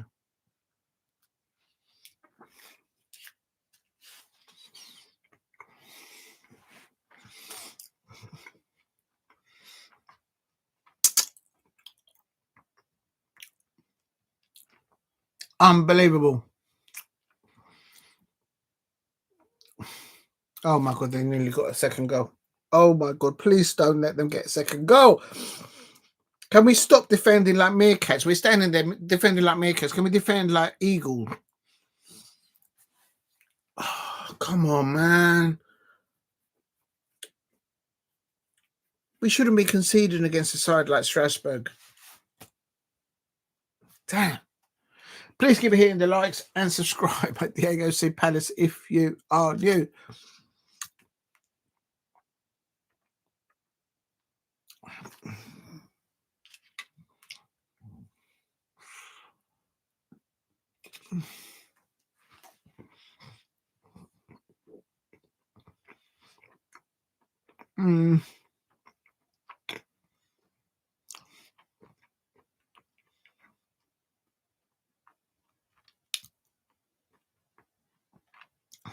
Jesus, can we stop letting this Diego Moreira get in the ball? Because he's literally the conductor of anything that's happening with Strasbourg. He's at the root of anything creative that they make up against us. Just take him off the ball. Push him off the ball. Don't give him space. Oh, my God. And this Julio Enciso as well. Oh, my days. Flipping hell. Please keep hitting the likes. I don't know what the scores are in the other matches, people. I will have a look later on. Big up to everyone in the chat thus far. I hope you're all doing well. If you're new to the channel, please subscribe at Diego C. Palace if you are new. And thank you very much for all the views lately. Unbelievable.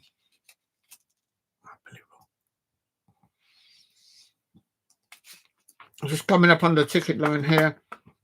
I think Nottingham Forest scored again.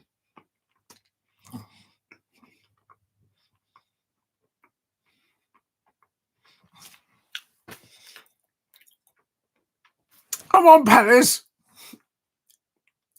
We should have gone in at half time.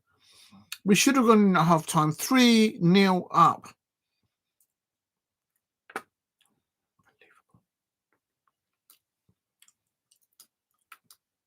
If you're new to the channel, please subscribe at Diego C. Palace. Crystal Palace are drawing away at Strasbourg here. And not happy about it. We should have won at half time. 3-0 up. We got to stop this lad, Diego Moreira, getting the ball, because literally he's pinging it left or right to himself. And it's either Julio Enciso getting the ball or Amo-Ameyaw just having a pop at us. Just close them down. Unbelievable. Please keep hitting the likes and subscribe at Diego C. Palace if you are new. I'm just going to put on here.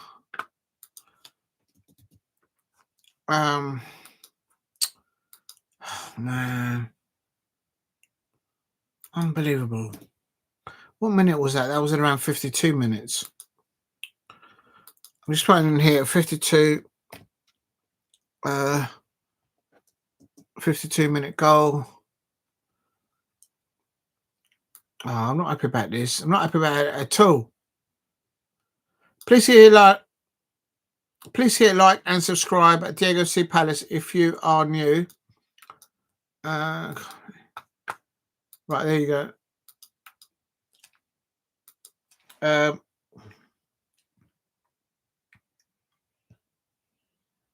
Why are you not letting me log? It's just,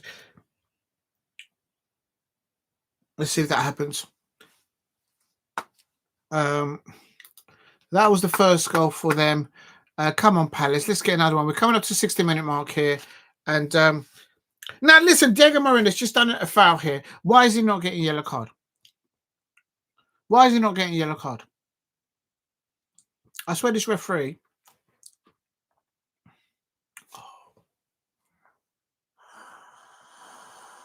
Adam Walton comes off the bench, and now he's hit the bar.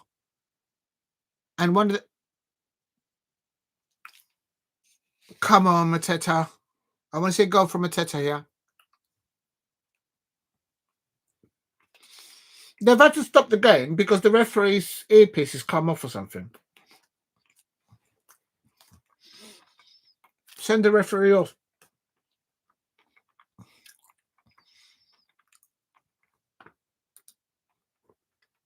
If you're new to the channel, please subscribe at Diego C. Palace. It was a 30-minute or 34 minutes goal by Tyrick Mitchell. Lovely assisted goal by Jean-Philippe Mateta up to him.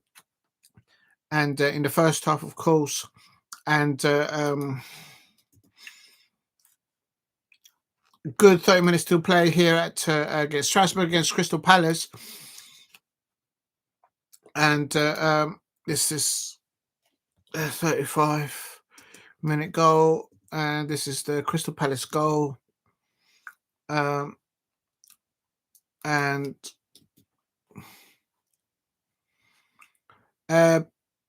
Munoz trying to get on the ball now.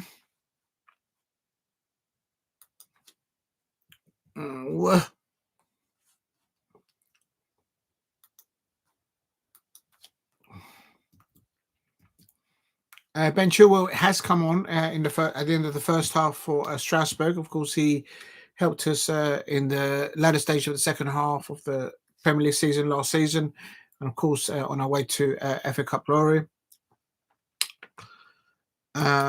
Please keep hitting the likes and subscribe at Diego C. Palace. Thank you for the 5 likes, everybody out there. That's really nice of you to do that. Edin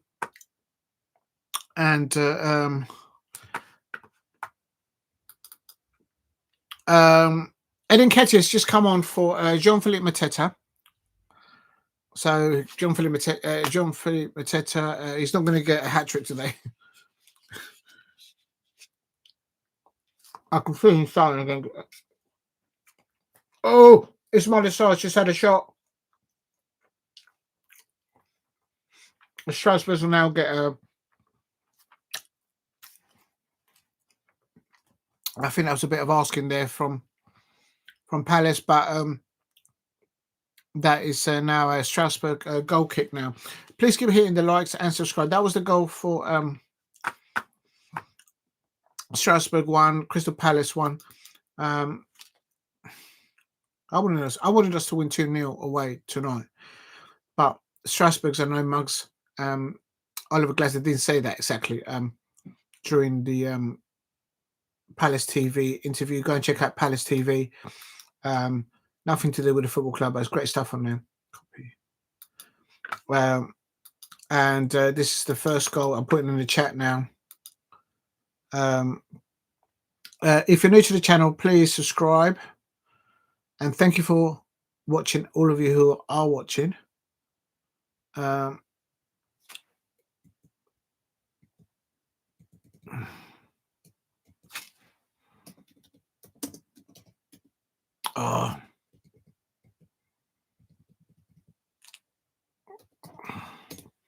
There you go. So that's the description of the first goal, of course, by Crystal Palace in the chat.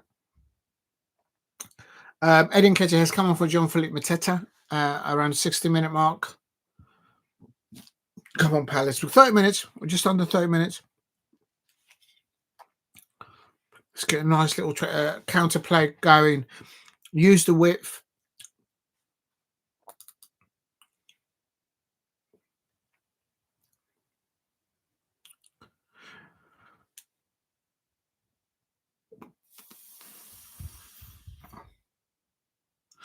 Daniel Munoz, I can see he tries to get sometimes around the Doukoure, I think it is.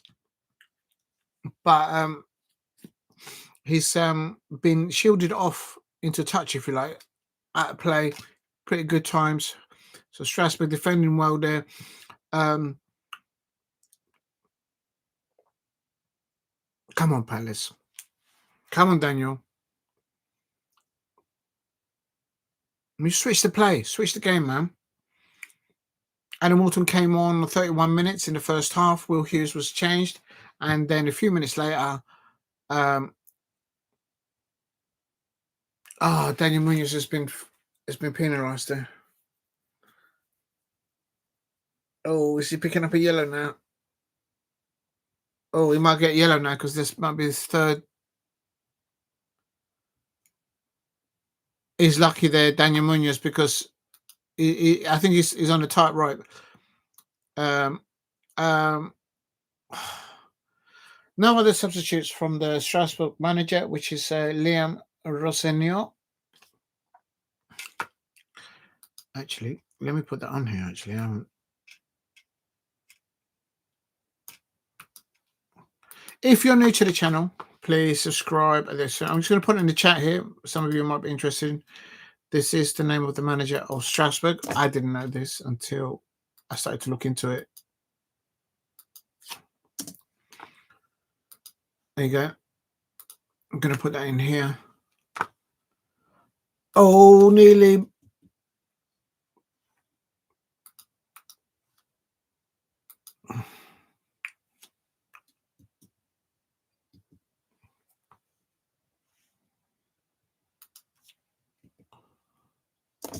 Come on, Palace. Right, this is Strasbourg manager. Put that into the description as well. Please keep hitting the likes and subscribe at Diego C Palace. Every time Crystal Palace do score, I'm going to be doing the weights. Come on, Palace. We should have gone in half time, 3-0 up, in my opinion, but we didn't. We went in at half time, 1-0. Strasbourg 1-0. Crystal Palace 1. We're on 70 minutes now. John Mateta has been substituted, so has Will Hughes in the first half. But John Mateta in the second half been substituted, but he did do that wonderful assist, passing the ball, and Tyrick Mitchell with an acute angle. Bish, bash, bosh, scoring for Crystal Palace. Yes, come on, Palace. If you know, you know. But Strasbourg there, this Diego Moreira is like the orchestrator of everything there. He keeps to pinging the ball either up to Amo-Ameyaw and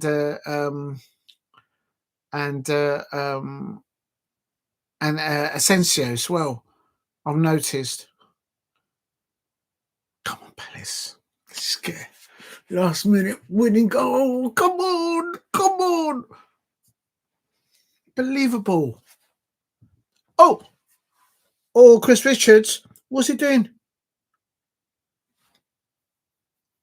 Somebody's down injured now.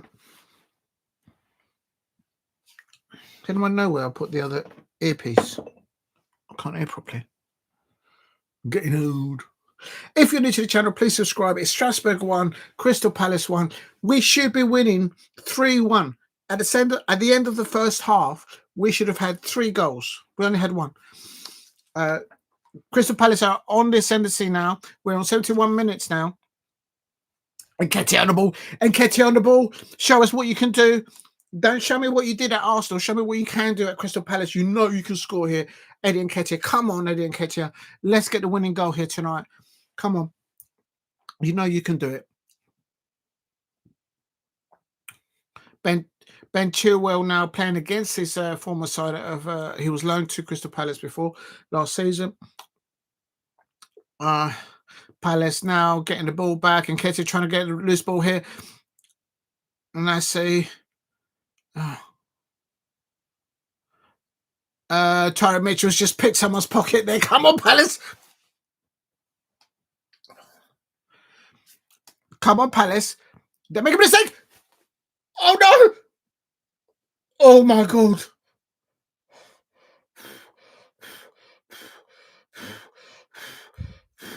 How is Strasbourg not scored there? Oh my God! We just lived. Maxime Lacroix saving our bacon there. Oh my days! Oh my days! How is Strasbourg not leading now? We just got away with that one on around 71 minutes, I think it was. Great interception, in my opinion, by Maxime Lacroix there. Oh.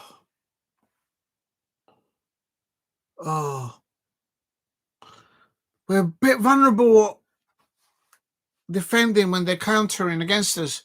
Come on, Palace. Come on. Please keep hitting the likes and subscribe at Diego C Palace if you're new. Next goal wins this match. Oh, Pino on the ball. Eddie Nketiah trying to get onto that as well. Nice trying a little link-up play there between Pino and Eddie Nketiah. Nice. Nketiah trying to go around the shoulder of the opponent player while Pino was trying to ping the ball to him.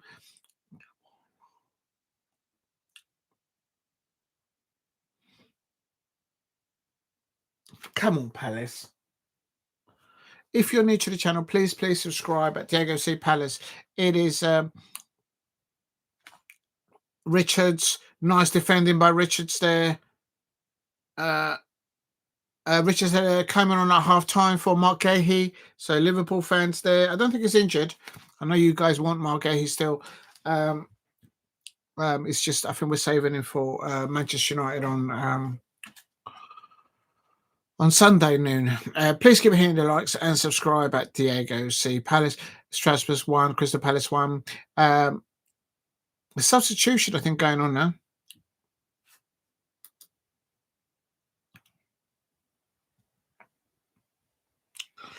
Unbelievable. Ow.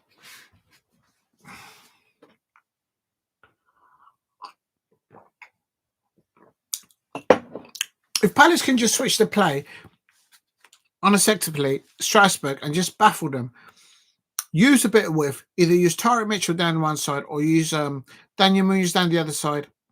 And they're making substitutions at the moment, I think.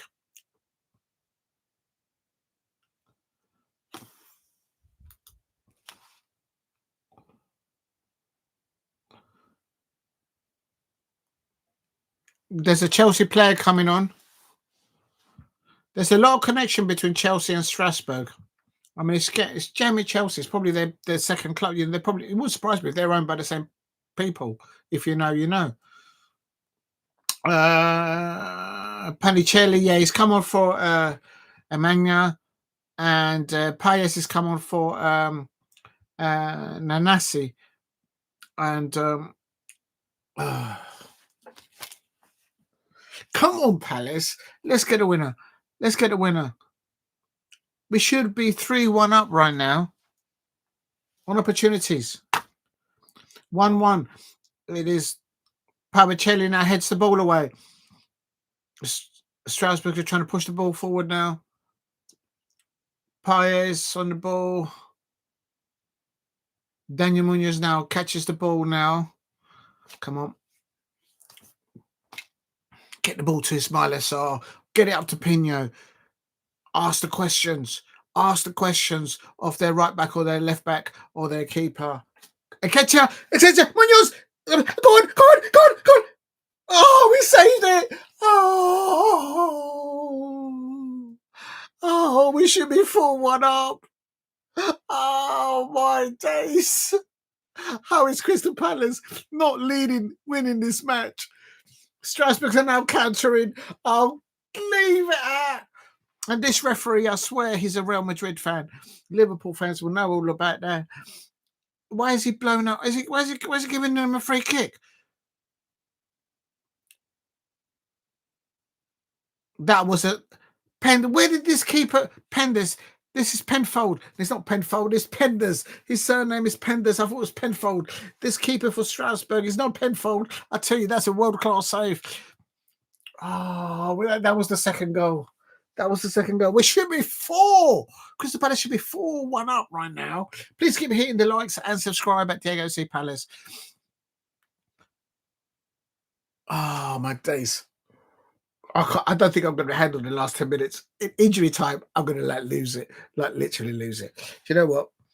And I've run out. My mince pie's run out. I've got another one in here. Come on. Come on, Palace. Let's get a win.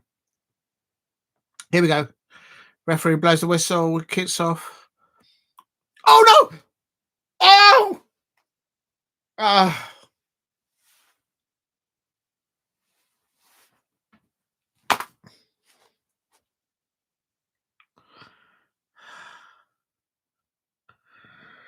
Enciso. What did I say about Enciso?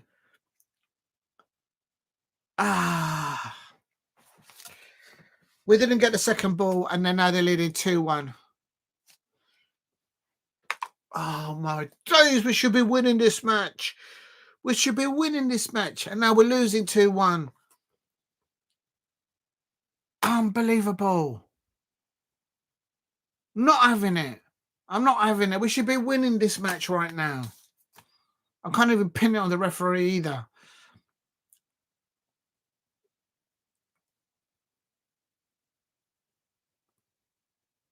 Off the crossbar, and then they got the seconds on it.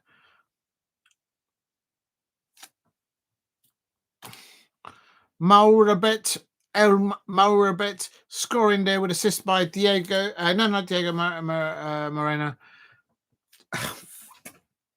Unbelievable.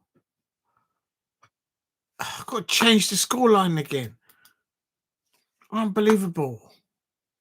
You don't understand how hard this is. Got to change. Got to give a goal to somebody else.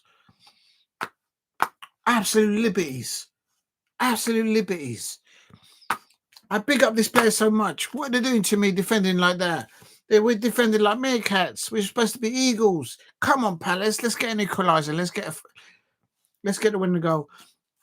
Still more than 10 minutes to play, so there's more goals in this match. There's more goals in this match. Come on, Palace. Come on, Palace.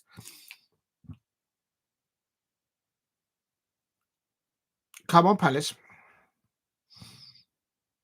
If you're new to the channel, please subscribe at Diego C. Palace. This is a 76-minute or something goal, I think. I'm just going to put it into the chat. I'll get this over here. Strasbourg on the left-hand side now. Oh, no. Strasbourg are looking for another goal. No, no, no. What are they doing to me? Do you see why Liverpool are trying to sign Mark Guehi? I'm not saying that our defenders are not good enough to step in and do a job, but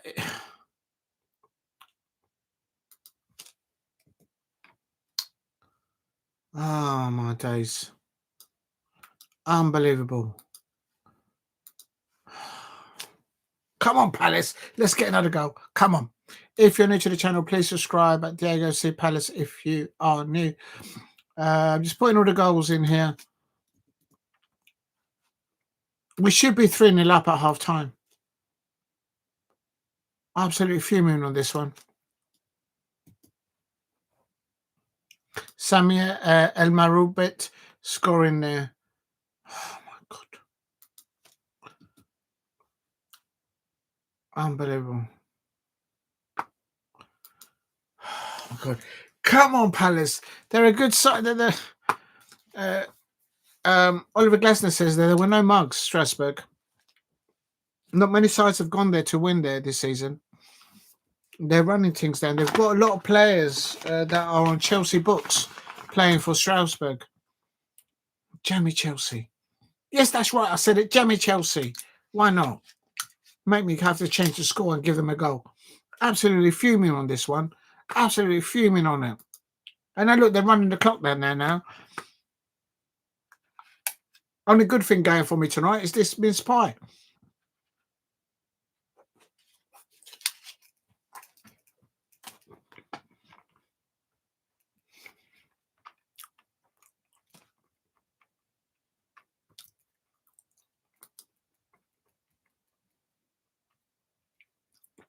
Daichi Kamada's coming off for Jefferson Lerma.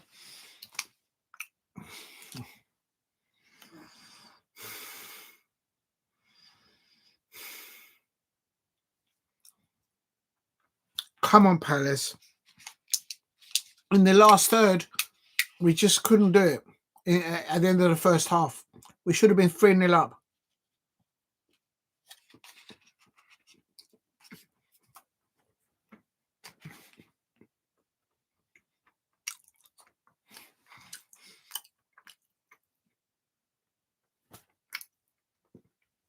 Ismail Sarr gets a shot on goal, but Penders saves it. Oh, now he's wasting time. Come on, referee. It's Penfold. He's acting like Penfold.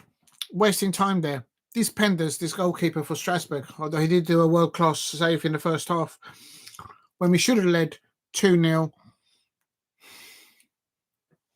Penders now finally throws the ball out. Enciso on the ball now for Strasbourg. Oh, my God. Oh, no. Oh, no. Oh, my days. Good save by Dean Henderson. Just saves it. Oh, my God. From one end to the other. This is doing my head in. I'm like, literally, I've got a headache. I've got a headache. Are we just ball watching here? What's going on, please? What are we doing? Come on, Palace.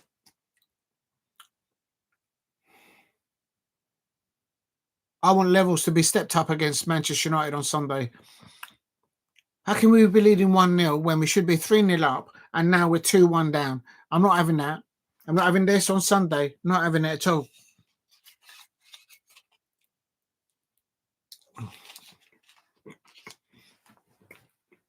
Jammy Chelsea. Most of these players are Chelsea players.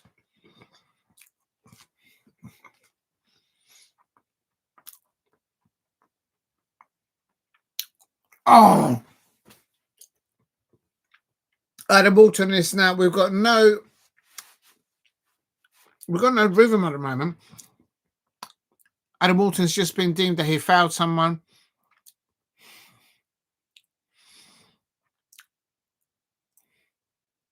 Come on, Palace. Come on, Palace.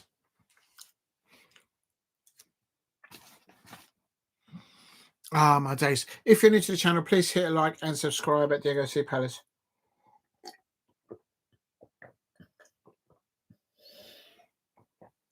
We were leading 1-0 at half-time. We should have been at half-time 3-0. I'm not exaggerating it because I'm a Palace fan. It's just how it should be. I mean, it's like, oh, my days. Come on, Palace. We got an equaliser. Come on, we got an equaliser. Eddie Nketiah equaliser. Come on. You know you can do it, Eddie Nketiah. Come on. I don't want you to play like Arsenal player. Play like a Palace player and then we'll win. Come on, player. Come on. Come on.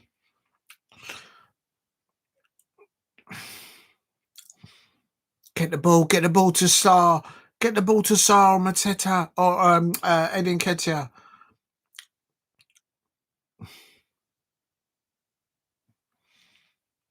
Barco on the ball now. Daniel Munoz stops it. That's a Henderson goal kick now. Come on, Palace. Come on, lucky cap. I reckon Crystal Palace will get England.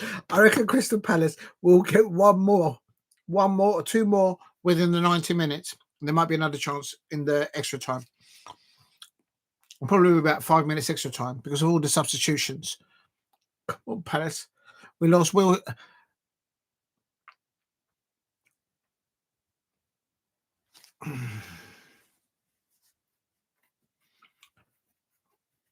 Not sure if Mark Guehi not coming out for the second half was an injury, or are they resting him for? Of course, we got a massive game against Manchester United.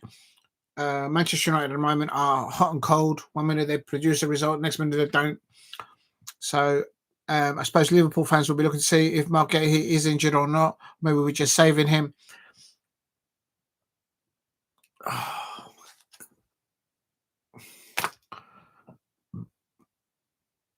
Now Paez is holding his face.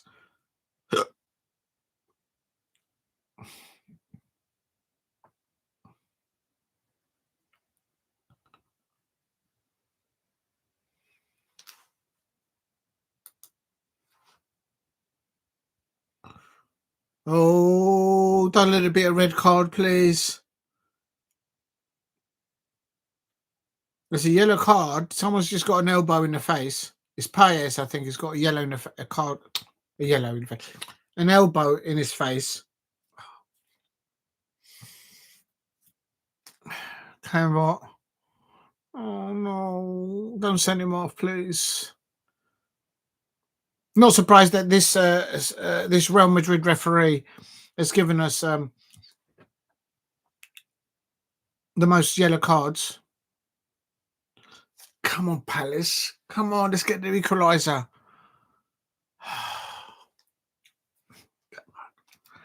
If you're new to the channel, please subscribe at Diego C. Palace. Strasbourg 2, Crystal Palace 1.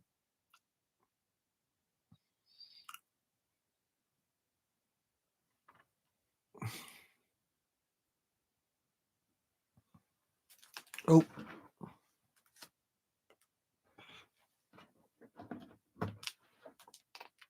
I haven't done the scores in the other fixtures, people. I've just been focusing on this one. If you're new to the channel, please subscribe at Diego C. Palace. Strasbourg 2, Crystal Palace 1. We should have been way ahead at half time, but we're only leading. Pino on it. Oh, nearly, but oh no, it's not. Nice try there by Pino. We're running out of minutes of the normal time. Strasbourg 2, Crystal Palace 1, and Guehi's gone off. Mateta's been substituted. Mark Guehi has been substituted. Oh, I'm getting worried. I'm getting worried. Oh, my days. Oh, my days. We should be getting at least a point out of this match. But in the second half, I have to say we have been a bit flat. We've been a bit flat. Kind of lost a little bit of our shape, or a little bit of a discipline whilst off the ball. And I think that's the reason why we're losing, not having Mark Guehi on the pitch. In a stadium like this, it's telling. We just need one or two more opportunities in extra injury time. I reckon there'll be about 5 minutes of injury time, maybe, possibly. We got a half chance there by Jeremy Pino just before the 90 minutes. It's quite a few delays because Paez he delayed a bit because he got hit in the face. JD Canvot, he got a yellow card, and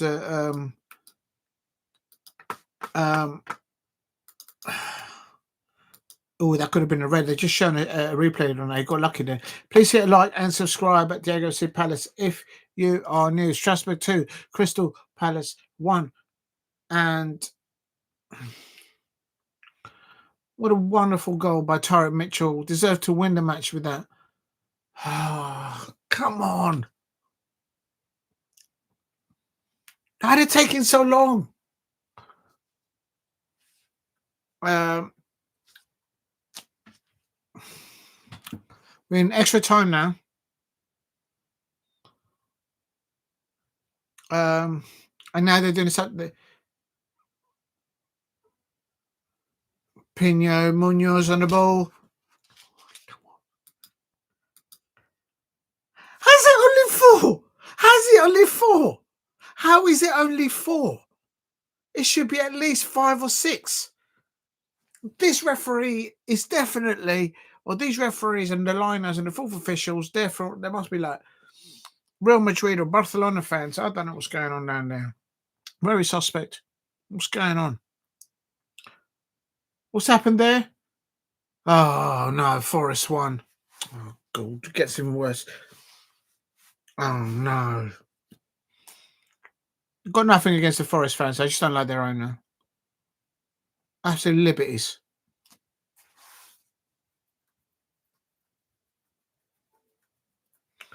Jeremy Pino. Richards.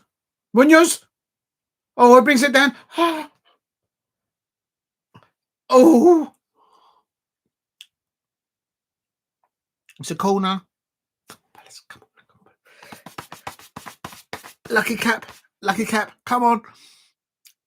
Come on, Palace. Get the equaliser, please. Please, come on. You know you can do it. You know Eddie and Ketcher. Corner for Palace. Come on. In injury time. Oh, it's all kicking off. Referee's trying to separate them. Give us a penalty, innit? That should be a penalty. That should be a Crystal Palace penalty. Referee. This referee is a Real Madrid fan, I swear. Or something. If there's pushing and shoving, then we should have a penalty. End of story. No good talking to him, ref. Give him a yellow card and give us a penalty. Pino's been fouled. Pino's going to take the corner. Couple Palace. Oh, my God. What a terrible corner. Oh, what a terrible corner. Oh, my days. Oh, my days. Oh, my days. This Penfold. It's not Penfold. It's Penders who's in goal for Strasbourg. There's more Chelsea players. There's more Chelsea players on Strasbourg than Strasbourg players playing. It's ridiculous. Jammy Chelsea. That's what it is. Unbelievable.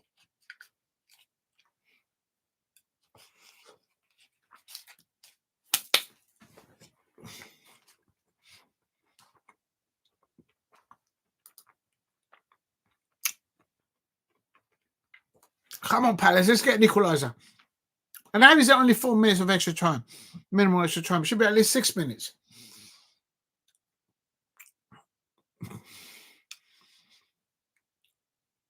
Come on, Palace. Big up to you, Paul Brady. Please keep hitting the likes and subscribe at Diego C. Palace if you're new. Oh, no.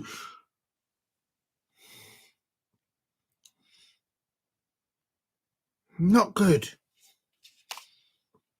See the difference with that Guehi on the pitch. The Liverpool fans trying to grab him. Manchester United trying to grab Adam Walton. Barcelona trying to get Jean-Philippe Mateta or PSG and all whatnot.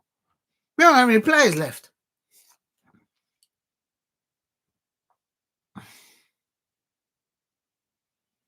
Game of two halves. In the first half, Crystal Palace should have been 3-0 up. The second half, Strasbourg just turned it on us. We didn't come out with, in the second half, without Guehi, and they took advantage of that. Come on, we might just get one more chance. One more chance to rescue. Come on. Come on. Come on. Come on. Come on. Lucky cap. Lucky cap. Lucky cap. Come on.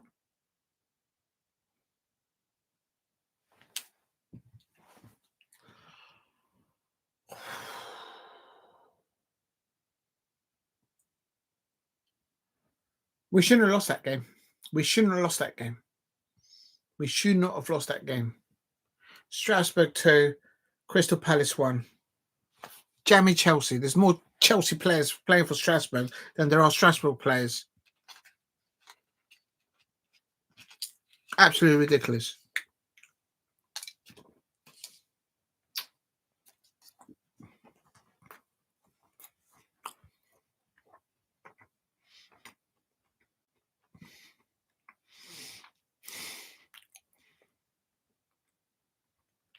I'm not happy with that.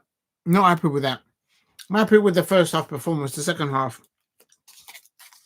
it shows. This shows the difference without Jean-Philippe Mateta and Guehi firing all cylinders. I kind of feel for the Crystal Palace away fans there. That's the first thing that I always think of. I know I should be thinking of the players, but I'm thinking of the Crystal Palace away fans that have travelled all the way out there, and this is what's happened. I'll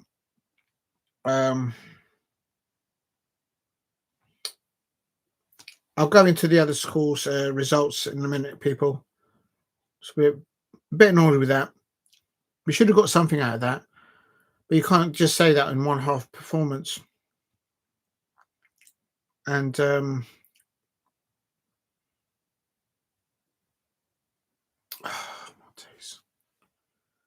unbelievable.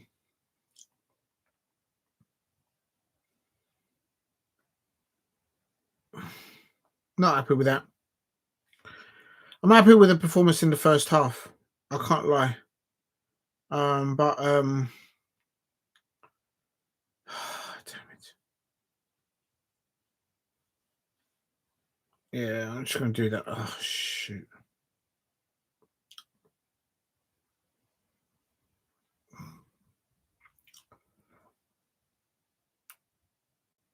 Mainly the Strasbourg 2, Chelsea players. Crystal Palace 1. Unbelievable. Right. What else have I done? Have I done the I've done the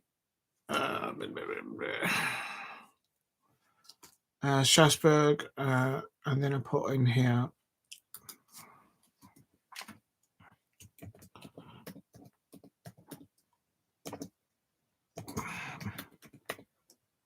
oops.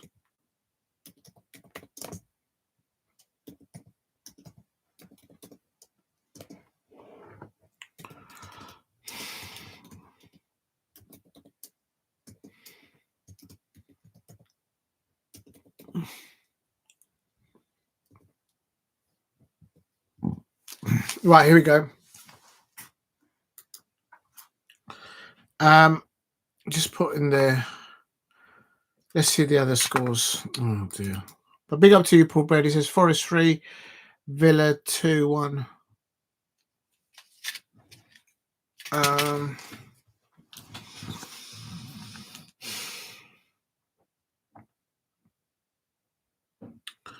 Let's have a look at the table. Oh man, I don't want to look at it.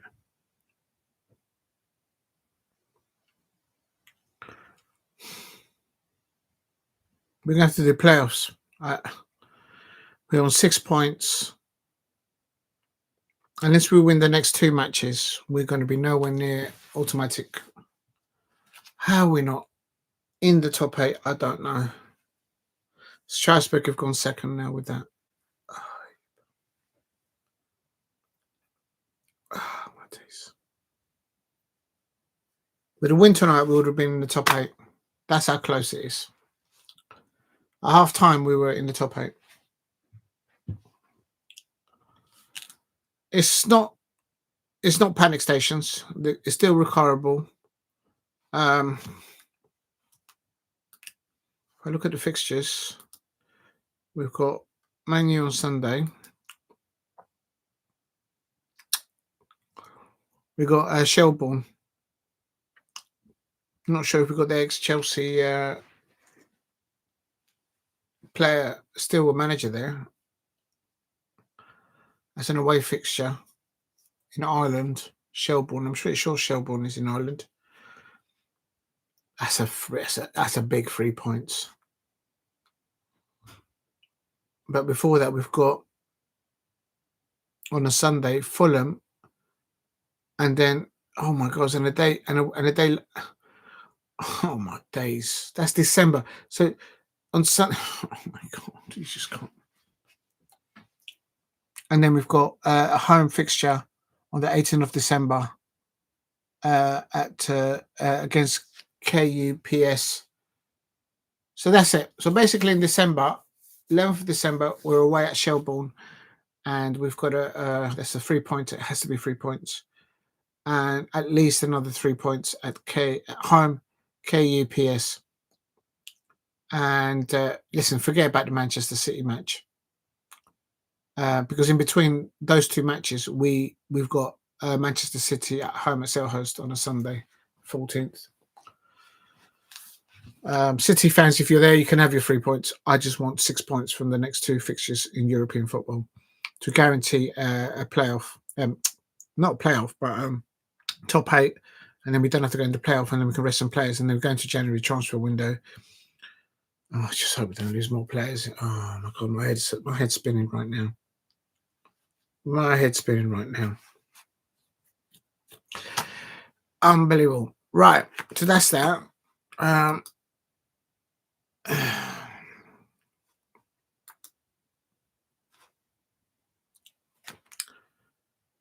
think that goal by Tyrick Mitchell deserved to win the match. I know you can't say that for one half of the match. And both Ismail Sarr and Adam Walton missed absolute sitters. Absolute sitters. It's about taking your chances. You don't take your chances in Europe, and then you take your captain, your best defender, your best attacking option of the match. And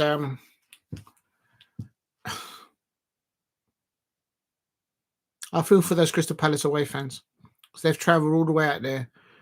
It's probably raining cold out there. Oh yeah, Forest won 3-0. Oh, gets worse as you look.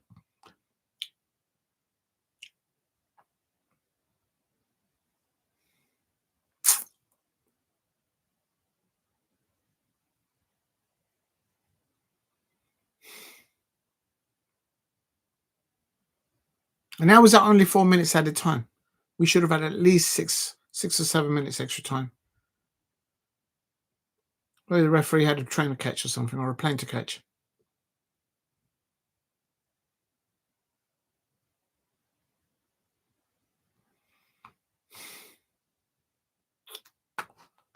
Oh man, it's still recoverable. It's not the end of the season for us. We'll still be able to. We've got 2 European games in December. In the middle of it, we've got Manchester City, and basically they need to on the 11th of December, a Thursday, away Shelbourne. I'm pretty sure that's an Irish league. Football Club. I think Damien Duff was the manager there. I'm not sure if he's still there. You know what? Let's find out. Let's find out. Let's just not guess.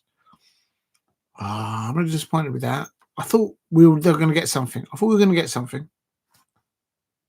Shelbourne.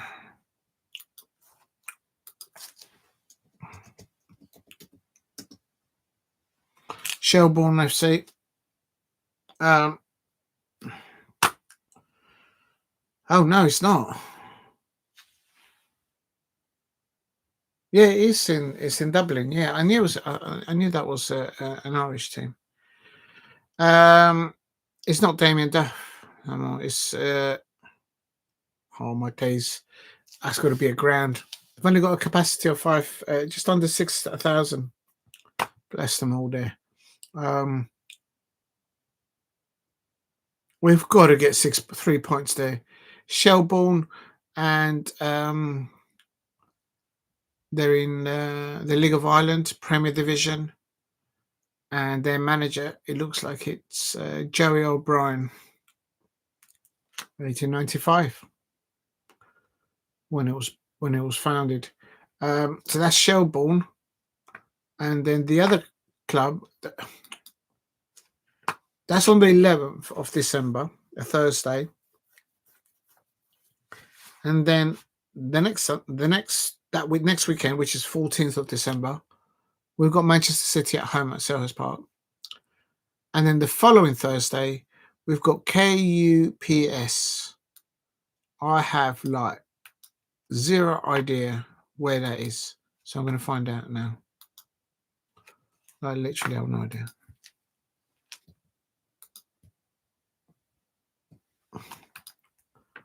We've got to get 6 points there. Oh, where's that from?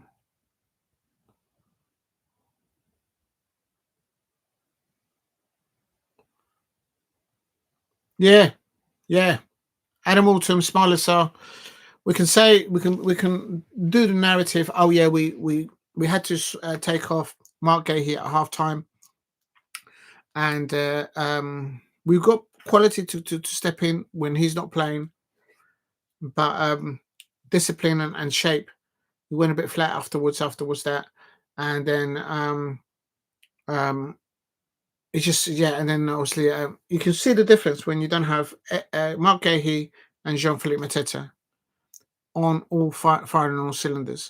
But with that said, they were not responsible for Ismaila Sarr and Adam Alton not missing those opportunities. At half time, Crystal Palace should be 3-0 up. Oh, my days. So, where is this? Cape Copune Pojosuera, known as Cups. It's a Finnish. It's a side in Finland. So it's a Finland side, Cups. And they've also got a capacity of just around 5,000. And their manager is Jarko Swiss. So the next two matches in European football that Crystal Palace have in oh my god, we've got to play on the 11th of December against Shelbourne. They have a capacity of just under 6,000 or whatnot. So bless them, they're doing their stuff out there. I knew that was in Ireland. It's in I messed that up now.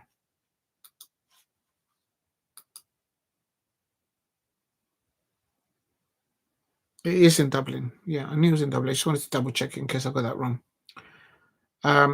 So I thought the manager there was Damien Duff, the ex Chelsea player.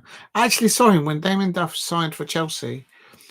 I remember because we used to play friendlies against Chelsea before the pre-season, and they used to play with them at Selhurst Park. And I was sitting there, and he came on as a substitute. And literally, his transfer fee was basically what our entire squad was. It was just ridiculous. Absolutely ridiculous. Those of you who are Chelsea fans, you'll know the year and the season when you brought on Damien Duff. But he's no longer the manager there. It's Joey O'Brien. So the point I'm trying to make is 11th of in this competition, the 11th of December. What does Oliver Glasner do? Does he focus on the Premier League positioning and momentum going into the new year, into the new transfer window, or do we focus on these two matches? Because these two matches on the 11th of December against Shelbourne, they've got a capacity of like 6,000 or whatnot, and KPUS have an even lesser capacity of they've only got like 2,500 seats. The rest is all standing. It's a fiendish side. So we've got to get, not because of the capacity, but it's different league levels, different quality of ability, of skills of the players, of the teams that they're going to be playing against each other. We've got to get 6 points. We get 6 points there, 6 points there between those two clubs. We should get into the top 8. Tonight at halftime, we were in the top 8. Big up to Paul Brady. I missed your comment. Sorry. How did we not score in us open goals? Yeah, it's a disgrace, dude. Absolute disgrace. Because we didn't win it. We'll leave the twisted tongue to today. Oh, thank you. Yeah, because I'm done. I've got to get up early tomorrow. Is the inconsistency of Sarr and Pino? Yeah, Pino is hot and cold. Yeah, he's never. Pino will never be a direct replacement on levels with Ebrieze, of course not. But he's doing something there, and he's pushing himself. We need one of attackers to step up. Yeah, Kerckaert tried. Good movement off the ball, trying to spin the opposition centre half at times. Big up to Paul Brady. Sorry, I missed your comments there, Paul Brady. If you're new to the channel, so yeah, 11th of December and the 18th of December, get 6 points there. 3 points against Shelbourne, 3 points of Kupus. That's a Finnish Finland league side. And in between that, on the Sunday of the 14th of December, we got at home Manchester City. Just play the youngsters. Play the youngsters against Pep and show them. That's what we need to do. We need to buy someone in January to really claim. We're going to have no option but to buy someone in January, the dog, because I got a feeling that Liverpool will come in for Mark Guehi. I think there may be inquiries for Daniel Munoz, for Jean-Philippe Mateta, at least. And there's a new rule now in European football, which applies to all clubs financially, which the fiscal way that they can use the expenditure to obtain players to come in on the books are different now. So clubs like Manchester United have got now a way to be able to buy players like Adam Walton if they want to in the January transfer window, and not have to, for example, substantiate the cost of running a football club, because things like the other parts, youth football, women's football in the Premier in a football club, that's been taken out. So fair play, that's all gone different now. So if in January Oliver Glasner, I mean, like, touch wood, if he loses Guehi, Adam Walton, and Jean-Philippe Mateta, because if the right offers come in, we get some mad, stupid offer like what Liverpool tried to do to us, or Newcastle tried to do to land Mark Guehi in the first place. Don't shortchange us. Don't take the mickey, because the man is Premier League ready. All right? So just don't take the bubble. Pay what is due. And the thing is, it's very simple. It's very simple. If we lose 3 of those players, as a sample, every transfer window we seem to lose 2 of our best players. Before it was Joachim Anderson, and then Michael Olise.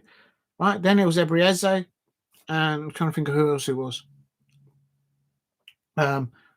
We lost a lot of people off the books as well. Joe Ward, a lot of people left the club as well. So we are going to have to do shopping in January. So there's a lot of British youngsters. There's a lot of links. What I'd like to see is I'd like to think that Oliver Glasner will have already be working behind the scenes to have a short list of certain positions, not that he wants to already build on right now, but in the event of an offer coming in for someone like JP, Daniel Munoz, Adam Walton, Mark Guehi, as an example, because they are going to come in. They're going to come in for him, for those players. So we are going to have to be selling. The next transfer window is going to be massive for a lot of football clubs because the regulations and the guidelines and the constraints that clubs have had before to be able to spend wisely and within the guidelines and fair and rules is different now. So it is what it is, and dear, it is what it is. The first half we just undid ourselves because we were leading. We had the momentum. We had the know-how. We had them. We cooked them. We weathered the storm between 7 minutes and 23 minutes. We weathered that storm there. Little storm there against them, and we came up on top. Ben Chilwell came on for them in the first half. But for me, sometimes the players, not overconfident, but a result like this, the players, I am in no doubt, would understand and know that they should have come away from France, from Strasbourg, with at least a point or at least 3 points. They know they had 3 points in the bag, but they didn't take their chances. You can't just put it on Jean-Philippe Mateta being substituted or by Mark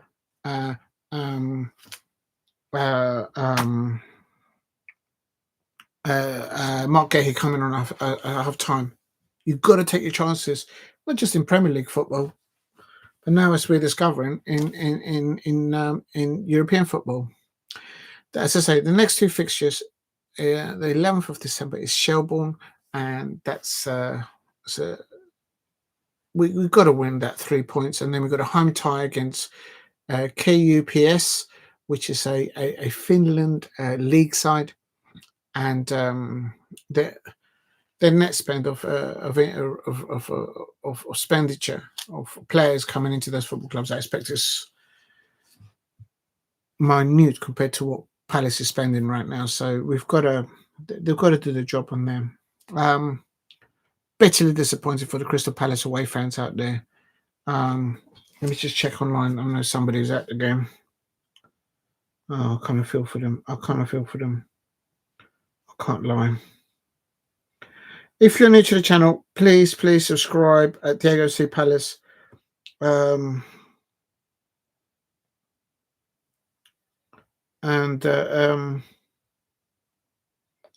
Absolutely great there. Well, I'm disappointed is that had we got 3 points or at least a draw today, it gives a few different little options there for the volume of games that we've got in December. Manchester United next on Sunday. I need to hear what I need to wait and hear what the manager says. I'm going to try and wait and see if I can get what the manager says. I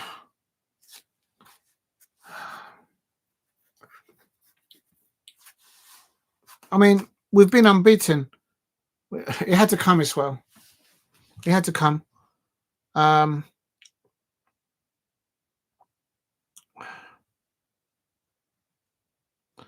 trying to see if there's a quote from Oliver Glasner at the end of this match. I should have tuned in. It's too late now, I suppose.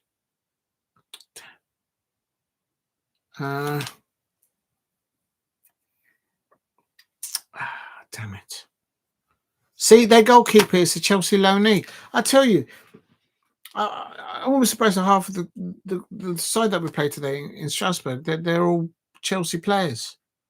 Penfold. No, it's Penders, actually. No, but he did do a world-class save, though, today. I'll give him that. It's probably why he's on jammy Chelsea books, on their books. And this Diego Moreira, he kept on pinging the ball to Amo-Ameyaw or the eventual scorer. The Palace players know that they should have come away with at least a point. We should have won 3 points on opportunities. But it's whether it's the Premier League, a League Cup, FA Cup, or European football, you've got to take your chances.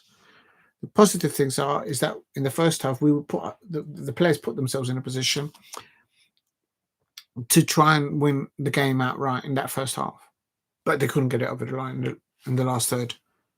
Adam Walton and Ismaila Sarr should have scored at least a goal each. Oh, my head hurts. But it is what it is. What a beautiful goal by Tyrick Mitchell, assisted by Jean-Philippe Mateta. But you can't just have the two players playing at that level and everybody else misfiring. Everybody else has to put forever. Feel for the Crystal Palace away fans there. Oh, man. That's a what-if game result, if you like. If you know, you know. Unbelievable. Right, so that's done, ladies and gentlemen. I'm going to go into it quickly. I'm not going to read out all the results, but I'm going to try and hold on for see if there's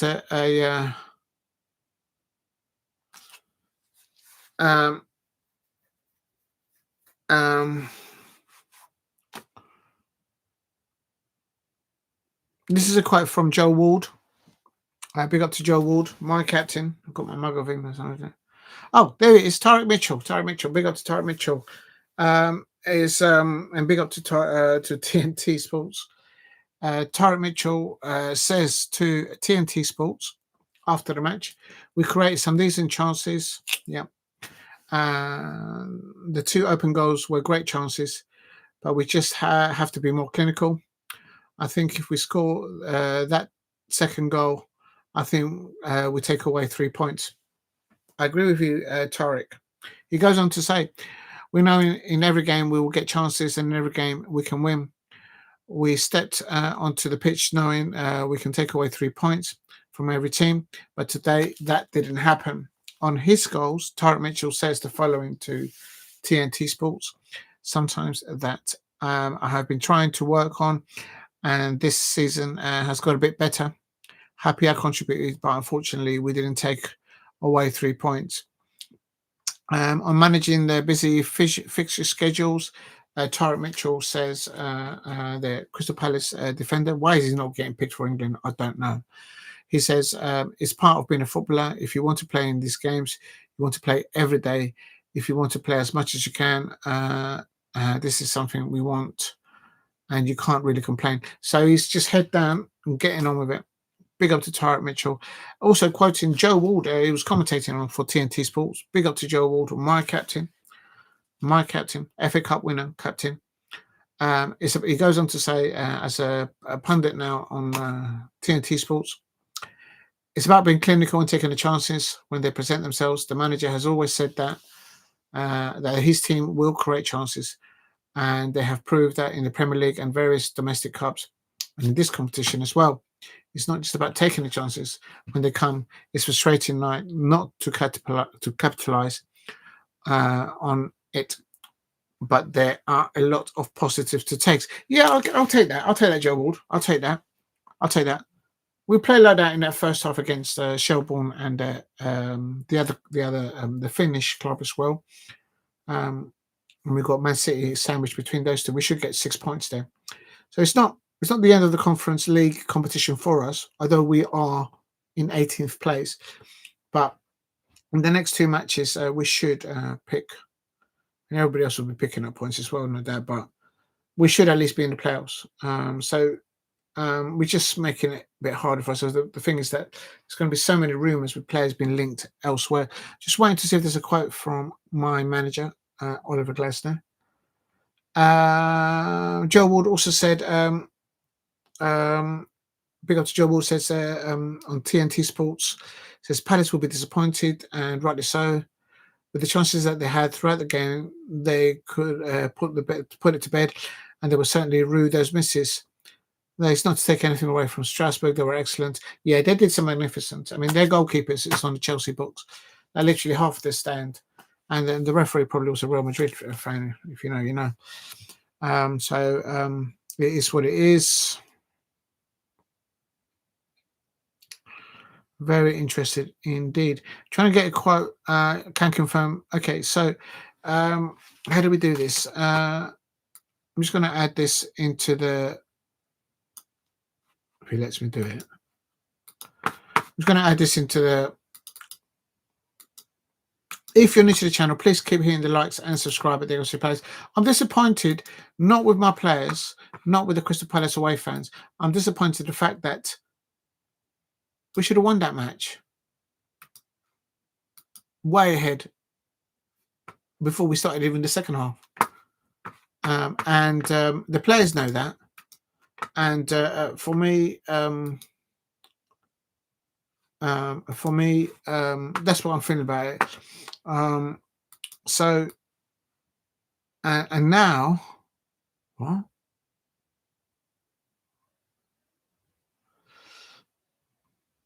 Apparently, I didn't know this. I just heard this forever.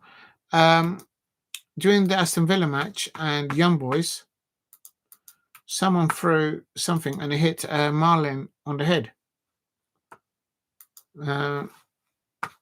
Anything that comes off the stand and it hits a football player or an official or a manager or anyone on the pitch, because they're not wearing anything protective on their head, they had to stop the match for a bit, obviously, no doubt. But he actually scored 2 goals. So, yeah, they need to look into that. I expect that was at Villa Park. So then, if that's going to cost that will be looked into. I expect by UEFA and whoever else needs to look into that, because you do not throw anything onto the pitch, anything at all. If the moment you do that, the club can take action against you. So just don't. But it's not just that; you can injure somebody. It's a football game. Rangers and Aberdeen both drew 1-1. Were they playing against each other in the competition? I thought they were playing. I'll have a look in a minute. Sorry, people. I have not.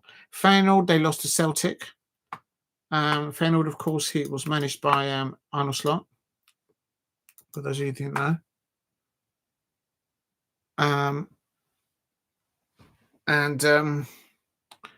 I'm just waiting to see if there's a Sean Dyche speaking to TNT Sports. I'm going to leave that for now. I don't want to talk about Nottingham Forest, because it's just after what just happened. You know what I mean? I've got nothing against the Nottingham Forest fans. I just don't like the person that runs the club there. I just don't like him. So I'm not going to dwell on that. So let them have their whatever they're going to do. I'm just trying to see if there's a quote from Oliver Glasner.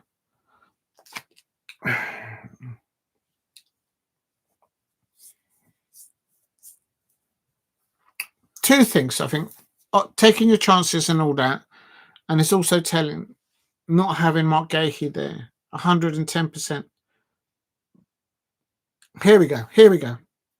Big up to TNT Sports. TNT Sports never fail to provide the commentary and whatnot. So big up to TNT Sports. Crystal Palace boss Oliver Glasner speaking to TNT Sports. When you twice have an empty goal in front of you and you miss the goal twice, hitting the post, you should be 3-1 up. That's exactly what, or not in those particular words, but that's exactly what I said during the match. and people may think I was like a scratch record. So the manager is agreeing with what I said as I was watching the match. I'm not saying that I know as much as Oliver Glasner. Of course not. The man's probably have been involved in more games as a player and as a coach and as a manager that I've had hot dinners. But I'm just saying, I will say exactly the same as what he's just said to TNT Sports. He goes on to say to TNT Sports, then we have big chances against the keeper. And then in the next action, we are 2-1 down. It has happened too many times this season when we did not decide the game when we could. I love the way this guy talks. He's just saying to the players, we've got to control our own destiny as professional football players. And then he goes on to say, and of course, even after the free kick, we were not sharp enough. And then he goes on to say, in the end, I think that we lacked 1 or 2%, and that's why we lost again to a good stressful period. Yeah, I can't argue with that. I can't argue with that. Oh, I don't know what happened there. I can't argue with Oliver Glasner's team selection. Some people may say, why didn't he start Adam Walton to start off? But it's got to rotate the squad and whatnot. Sorry about that, people. Something just fell down there. I'm actually going to put this on the. Can I even put? Yeah, I can. Yeah, I'm sure I can put this because I'm quoting lively where the source is. It's Crystal Palace. Oliver Glasner speaking to TNT Sports. So I can put this on here. I'm sure I can. If you're new to the channel, please subscribe at Diego C. Palace and take your chances, whether it's in the European competitions. He's won trophies before. And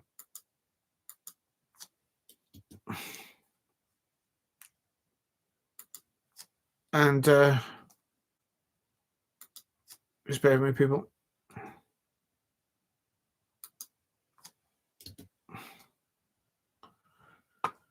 Oh, my days. Disappointed because we should have got 3 points.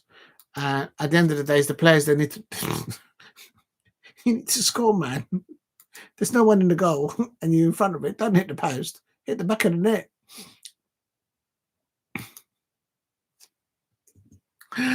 Oh, my days. He probably haven't been in practice in training. He's like, right, you get over here. Let's have some target practice until your feet are sore. So that's Oliver Glasner on TNT Sports. Let me give that a plus, a tick. And yeah, let me just put here full time. We did not decide the game when we could. I love that statement. Absolutely love that statement. I mean, that in itself, you don't need to do a team speech for that, do you? If anything, that could be like the thumbnail for that could be the thumbnail. That could be the thumbnail for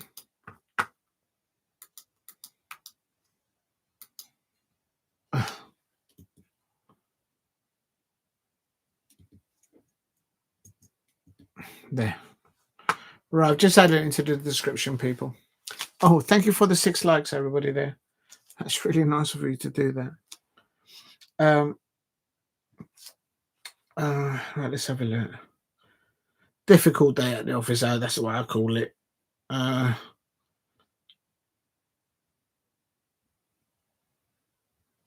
Yeah, difficult day at the office, that's what I call it.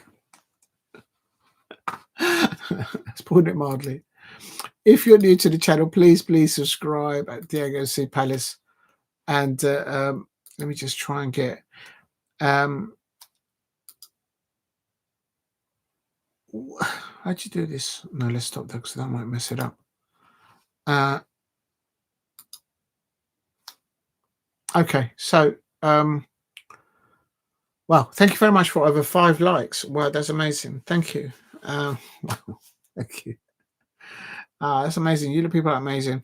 Okay, an unbeaten run has got to come to the end. At the end, and I think it's since October. We haven't.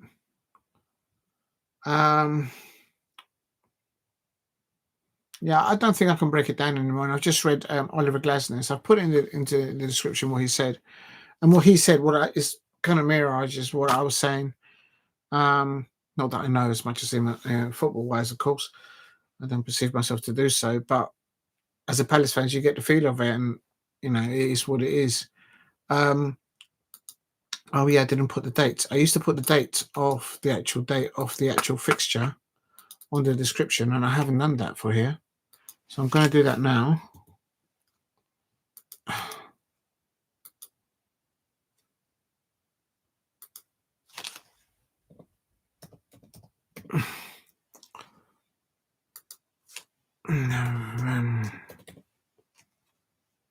Unbelievable.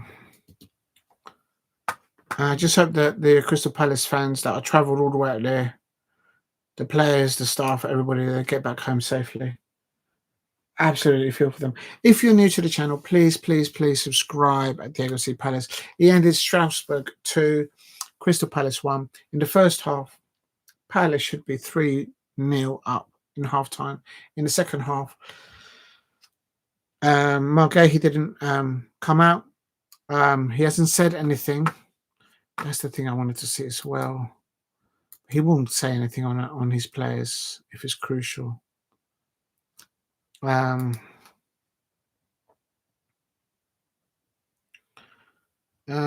Elsewhere, Nottingham Forest 1. So Sean Dutch is happy there. Yeah, there's nothing on Mark Guehi. Everyone's going to be asking what's happened to Mark Guehi at half time. That's what everyone's going to be asking for. Great quotes there from Joe Ward, my captain there. Great speaking there by Tyrick Mitchell on TNT Sports. Beautiful goal that he scores. That's going to be watched by a lot of people in there. We're 18th in the table, but it's not ending all. The next 2 European fixtures are against, if you like, minors of European footballs. I mean, the Finland, the second European fixture in December, they've only got 2,000 seats capacity. The rest is all standing, and maximum is 5,000 people they can let into the stadium. The Shelbourne, they've got a capacity around 5,000 as well. I think they're all seated there though. Of course, that's in Dublin, an Ireland, Irish league football club, and so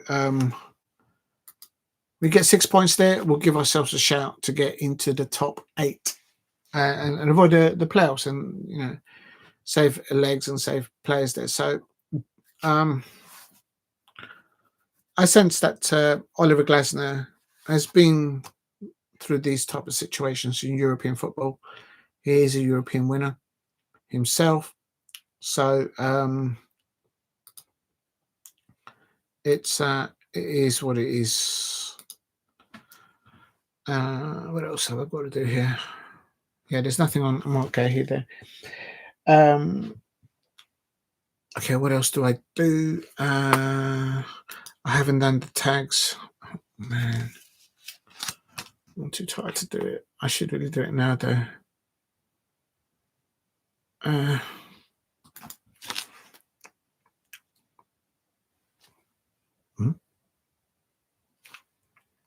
Did I spell that wrong? Strasbourg. No, I did spell it right. Oh, I thought I spelled it wrong. No, that is fine. That is fine.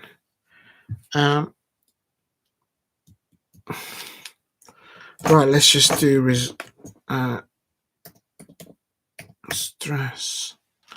Strasbourg.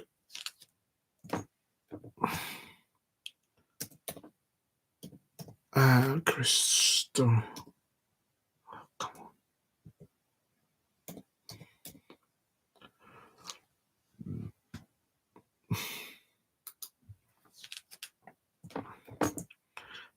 UA for hashtag you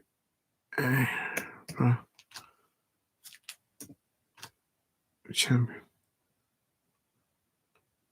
We're a bit away from trying to get into a better European competition next year, but we're a little bit closer. That's my summon on that one. UEFA. Who else we got in there? Hashtag CPFC.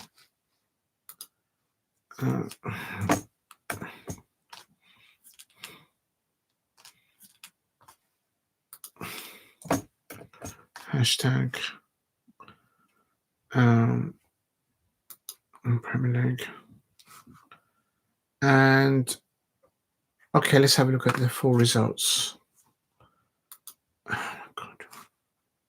How do I do that? And then we'll just find out what's going on tomorrow. Right, Aston Villa 2, Young Boys 1. I'm not going to read them all out. I'm too tired. And I've got to get up early tomorrow. Like, literally. If you're new to the channel, please hit a like and subscribe at Diego Paez. Thank you for everyone that tuned in earlier on. Just going to wrap it up now. I'm just going to find out who scored and whatnot, what happened, just as a memory thing. Aston Villa won 2-1 against Young Boys. Celtic won 3-1 away at Feyenoord. Let's have a look and see who scored for Young Hoon Yun, Hatate, and Nigren. Those three scored. This is Martin O'Neill there at the moment. Robin Van Persie is the manager of Feyenoord. For those, I suppose, Arsenal and Manchester United fans.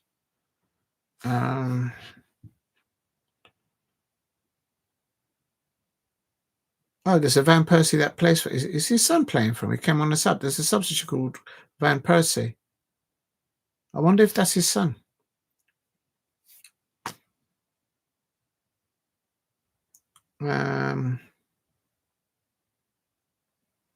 Kasper Schmeichel is the goalkeeper, of course, of Celtic. Kieran Tierney is the left back, I should say, of Celtic.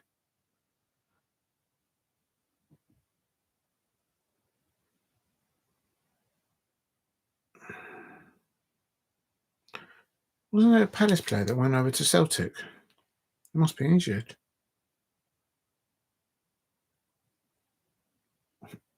I'm tired. I just can't think. There was a player that went to Celtic, but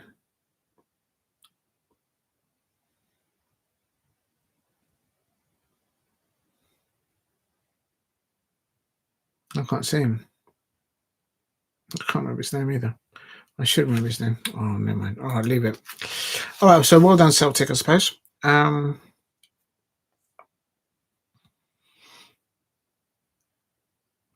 Roma. Who's the manager at Roma these days? Oh, Gasperini. So he took over from Claudio Ranieri. Pellegrini's still there. Dybala. That's a good player there. Pellegrini as well. It was like watching those two players when they play for Roma under Claudio Ranieri. Unbelievable players. Good players. Roma won 2-1. Just scanning through. Forest. Okay, let's go into it. Salty as I am. Forest won 3-0. Half-time they were winning 2-0, and then they've got a third. Did Mamo actually turn it up? Because they got beaten in the first half and they got beaten in the second half. Well, there you go. So they got their 3 points. Yes, I'm salty about it. Yes, I am. Please keep hitting the likes and subscribe at Diego Paez if you're new. Rangers won. Sporting Braga won. So they didn't win. Oh, they had a red card. Oh, they also had both teams had a red card. Players. Jesus Christ. Second yellow, or maybe not. So the referee had a lot to do in this match because he handed out a penalty, which Rangers scored their first goal, And then on 61 minutes, he sent off one of the Sporting Braga players, and then they equalised, like literally 8 minutes later. And then in extra time, just for afters, the referee decided, you know what, I'm going to even it out. I'll send a red card to one of the Rangers players. Yeah, the Rangers won, Sporting Braga won. I think they're still playing in the car park. Oh dear. Rangers fans. Do you know what? They've changed the manager so many times. Like, is Danny Rowe? Okay, that's the manager. Is he the main manager? Is he a covering manager? Is he like understudy for the main manager of the understudy? I'm having a pop at Rangers fans out there. But you have to, because like, how many managers do you need? Once every week? Oh dear. Come on, you gotta do it. Danilo there in the pivot, Baron and Raskin there for Rangers. Butland. Good on Butland.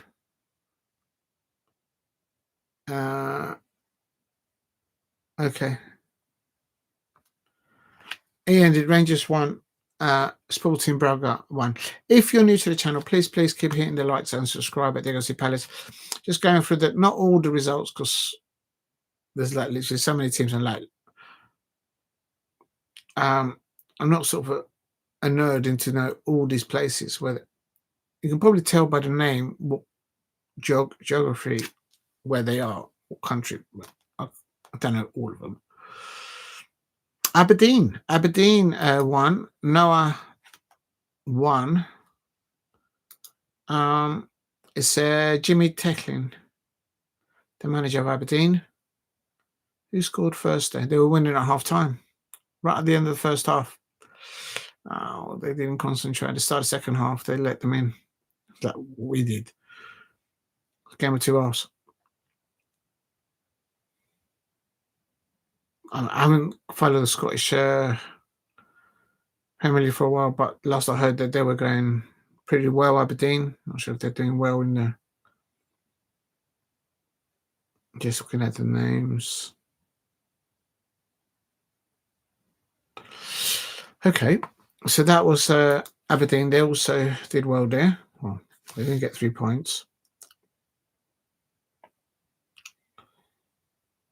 Right, so we have to play Shelbourne.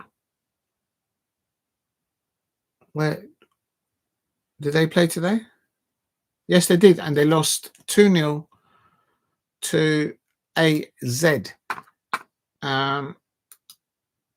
They were half-time 0-0, and manager there at Shelbourne is Joseph O'Brien, and it looks like he likes to play 5. Oh my days, he likes to park the bus. He likes to have 5 at the back, five in defence, and then his close up shop as the whistle kicks off the game. But they do have a capacity only of around 4,000 or 5,000 there, and I believe it's only that's what I know. But of course, that's in Dublin, so not sure how well they're doing in the Irish League. So that's who we got to play next. They lost today 2-0 to AZ, and then the following team that we've got to play in December in this competition, the Conference League, in sandwich between both matches, is playing at home to Manchester City in the Premier League. So we're going to play Shelbourne, and then 3 days later, that's Thursday, Saturday, Sunday. So 3 days later, we'll be playing Manchester City, and then 4 days later, we'll be playing, if I can find them, a club called KUPS, Coops, and that's Finland, I believe. If I'm wrong, please correct me. It's a Finland club. Oh, Schlupp. Was it Diego? Yes, it was Schlupp. He signed my shirt. I feel so bad. I'm having a bad day. Big up to you, Paul Brady. I got upon him. Yeah, it was Schlupp. He signed my shirt the last season that he played for us. How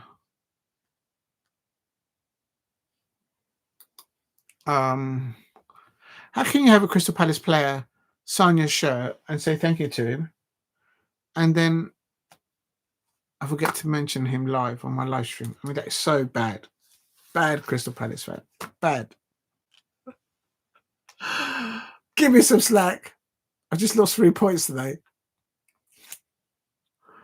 Oh my god! Do you remember last season when he was playing for Celtic and he was up against Bayern Munich and Elise was playing up against him? That was a great duel. See, I did remember something. I'm not that bad.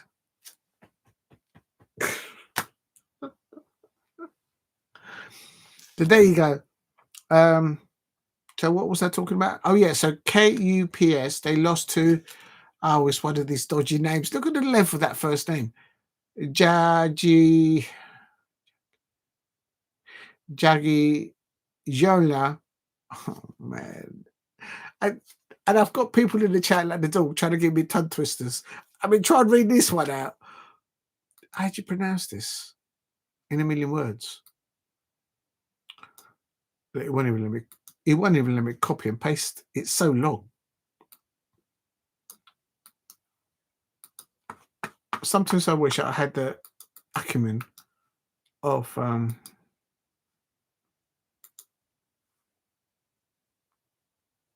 this is the side that played KUPS, but that's Jagiellona Ballistok. Jagiellona Ballistok. I'm trying to throw in an accent there. I just can't. I'm too tired. But this club, not the Jagiellona where it is, KUPS, that's who we have to play after Manchester City. So we probably play them on Sunday. So then 4 days later, boom. But this one is at home at Selhurst Park, Crystal Palace at Selhurst Park, K versus KUPS, Finland side.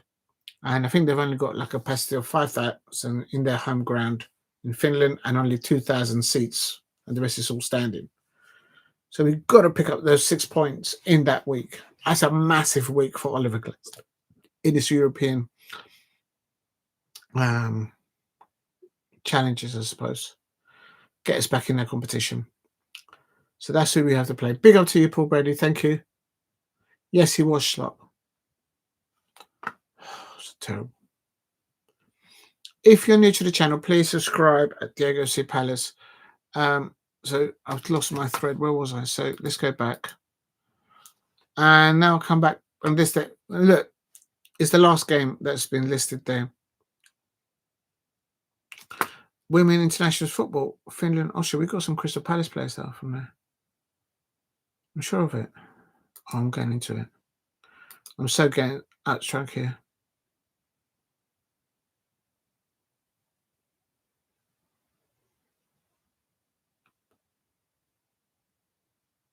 I've got to look at this. I'm pretty sure they're one of these, the international women football players from Finland, Austria. I know that was last season. I'm sure that we've got them on our books. Anyway, I was a friendly, it wasn't competitive. Anyway, okay, so right, where are we? Strasbourg versus Crystal Palace. I'm not going to go through the whole thing again. Half time, we were winning 1-0. Bish bash bosh. Lovely goal, 35 minutes inwards. Juicy little finger licking pass by Jean-Philippe Mateta to Tyrick Mitchell. He scored from an angle which shouldn't be possible. He's probably learning a few tips off Michael Lise and Ebrieze. If you know, you know. And he delivered. We were on top first half. During the first half and towards the beginning of the second half, we missed two sitters, Adam Alton and Ismail Sarr. And it's not very often that you say, what happened, lads? What happened? Because it didn't happen. You don't often say that at those two players. But they didn't take the chances.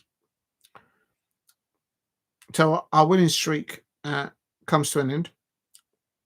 But their players know that they should have come away with 3 points tonight. Because at half time, it wasn't Strasbourg that was sitting second in the Conference League. It was Crystal Palace. I said it during the match. we should be winning 3-1. I lost time the amount of times I said it. And right at the end, in TNT Sports, that's exactly what Oliver Glasner said to the TNT Sports commentator, or whoever was asking the questions.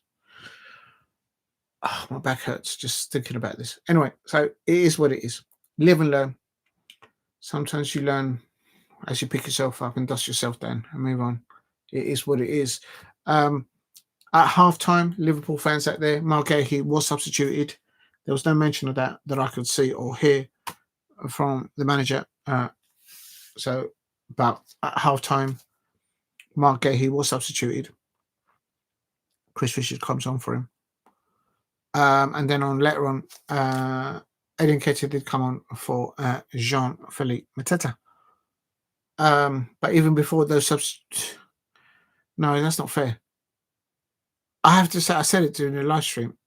When Guehi doesn't start for us and he doesn't see us through the 90 minutes and extra time, and he's on 4 cylinders, we have got players that can come in and do a job, and they're amazing. But Guehi's just gone to such levels. Hence why clubs like Liverpool want to acquire him, not just in the short term, but long-term prospect. There, I expect. Therefore, they can take him to that next level, and they probably could, and they probably would do. But we should have got 3 points. Just makes more of a headache. But all live and learn. It is what it is. During the match, I kept saying, stop letting Diego Moreira of Strasbourg get in the ball, because he was just pinging the ball left, right, backwards. He was pinging it all over the shop to Amo-Ameyaw, to there was another player, Enciso in particular. It was just pinging the ball to them. I don't know why, but it just was. And I was like, stop it. And they nearly got an equaliser at the end of the first half. And Ben Chilwell came on for them, ex-Chelsea. The goalkeeper apparently for Strasbourg is not Penfield, it's Penders, and he is on Chelsea books. I don't know how many, because I can't count all of them, but a lot of the Strasbourg players are on the Chelsea books, and a lot of them are actually linked, who are not actually on the books, to go to Chelsea. I'm just saying, just the once, jammy Chelsea. Okay? That's what I'm saying. Strasbourg, second half, saw the momentum turn their way. They noticed that we weren't taking our chances, taking a moment. As Oliver Glasner said, as I quoted on there, Oliver Glasner says on there, did I put it on the thing? Oh my God, I put it on the description. My manager said at the end of the game to TNT Sports, when you twice have an empty goal in front of you and you miss the goal twice, hitting the post, you should be 3-1 up.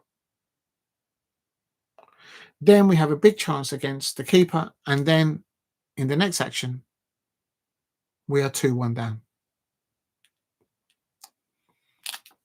It has happened too many times this season when we did not decide the game when we could. I absolutely love that phrase. That is got to be my thumbnail for something that I do in the future.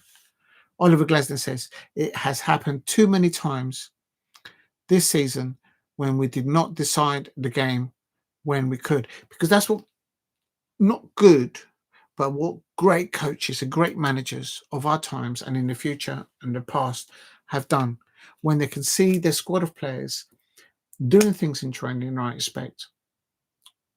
They know and they believe in where they could take it individually and as a team. And then on match day, as he said, 2 chances on goal, open, and we keep hitting woodwork. What's all that about? What's all that about? Are we watching a different game? Are we Eagles? Or are we playing like Meerkats or something? Like, what's going on? What's going on? That's what he's saying.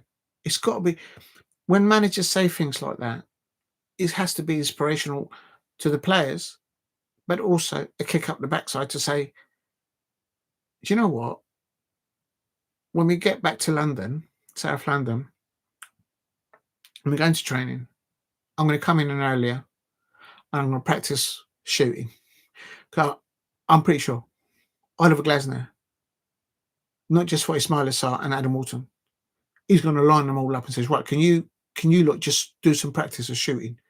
And if any of you dare miss, I'll see you in the office. I don't want to hear any woodwork. If any of you dare miss, you need to come up to my office. Transfer window in a few weeks. That's what it should be about.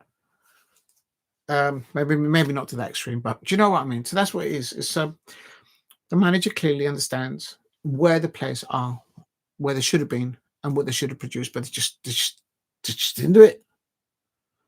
But credit to the players, they never gave up on the pitch, and I feel for the Crystal Palace.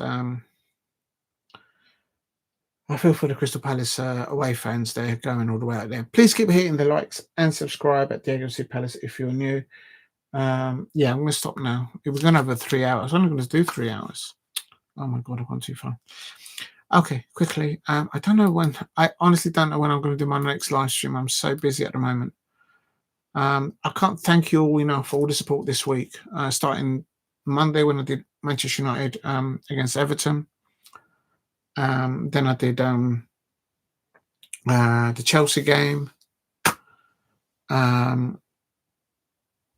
Today I did the Crystal Palace game. Also did the Liverpool game. Can't thank you all enough for the support that you guys have shown this week, because I have been away for a few months.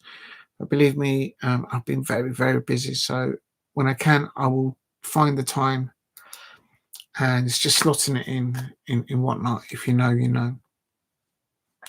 Right, let's just go back quickly for the fixtures. Oh, back. Not for today. So I've done for today.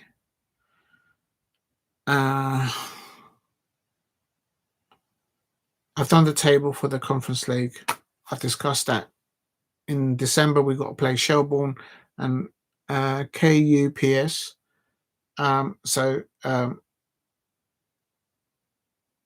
We've got to get 6 points there. We've got to get 6 points. One is away and one is at home. But in between those two matches, we do play Man City. I say, City fans, you can take your 3 points. Take your 3 points. We'll play the under 21s that day. Just rest our players. Let's just get those 6 points. But Oliver Glasden's not like that. He'll probably play a strong side against City. Right. Friday. What's going on tomorrow? There's no Premier League. The Women's Nations League, 3rd place, and the final itself. I don't think I'll be able to. I'd love to do it. Is that on TV? UEFA Nations League final, Germany versus Spain. Oh, that should be a good match. Of course, Spain drew against England. The England Lionesses 1-1.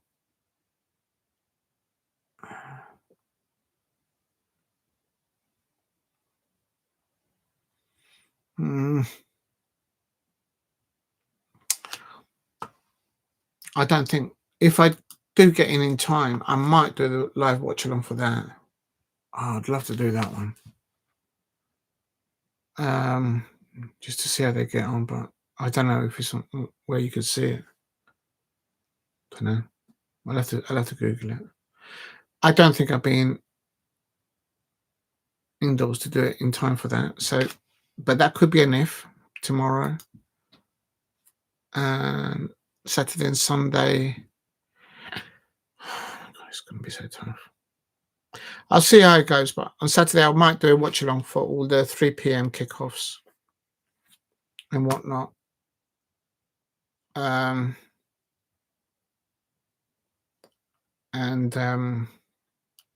see how the Premier League plans out there. And then on Sunday, I'll see what I can do as well, because the weekend is going to be busy, so I'm not sure. Crystal Palace versus Manchester United at noon. Aston Villa Wolverhampton Wanderers, Nottingham Forest, Brighton. I want them both to lose. Oh my God, the big one, of course. Chelsea versus Arsenal. If I can, I've got to do that one. If I can do a watch along to that. Who do you remember? Diego Costa back in the day, up against the Arsenal players, up against those Arsenal fans.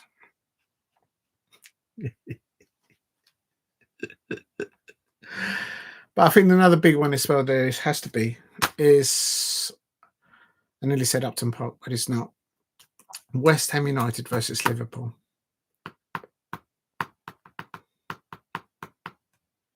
I said it during my watch along on Wednesday that if Liverpool lose on Wednesday, which they did, it was the way they lost. But if they lose against West Ham and if they lose against Sunderland, I think it's next Wednesday. It's not just the fact that they're losing, it's how they're losing.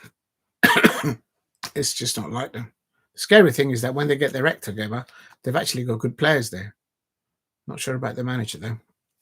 But I think they've gone past the point of no return, the Liverpool fans, quite frankly. Okay, thank you very much. That is, you guys have been absolutely amazing there. I haven't missed anything. I'm going to go from the top. Thank you very much. Oh, I just got to check to see someone that I know.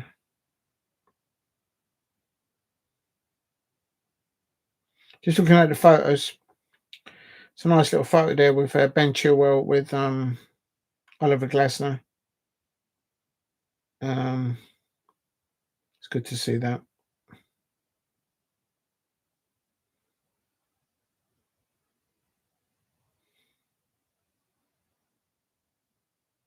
And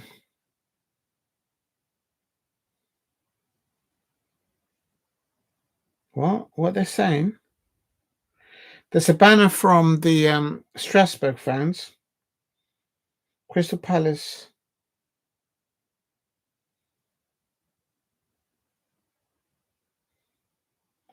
Well, there you go. I'll tell you something. This is what I mean with Jamie Chelsea. There's a banner of the Strasbourg.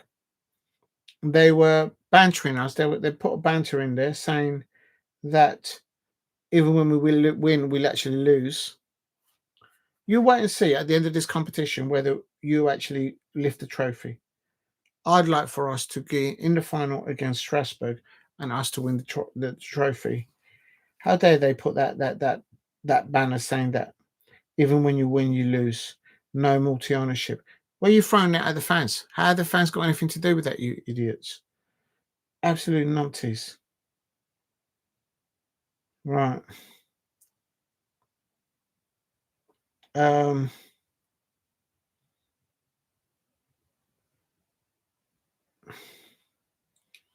Right, it is what it is.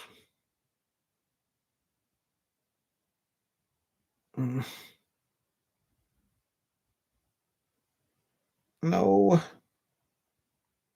Can't see. Right, it is what it is. Thank you very much, everyone. Have a wonderful evening or night, I should say. And I hope to see you guys. I don't think I can do the international women's football. I'll try and do something on Saturday. Sunday is a big if. So I'll see how it goes. Whenever I can, I will. Thank you for anyone watching on playback. Please drop a like, subscribe at Diego C. Palace, and leave a comment below. And I'll try and answer it when I get to them. I do miss some of the comments that I do get. But thank you very much to everybody out there. Good night. Take care. I'll catch you up on the next one. Unlucky Palace. Should have got 3 points. Come on, Palace. Let's win the Conference League competition. You know we can do it. Thanks for watching. Good night.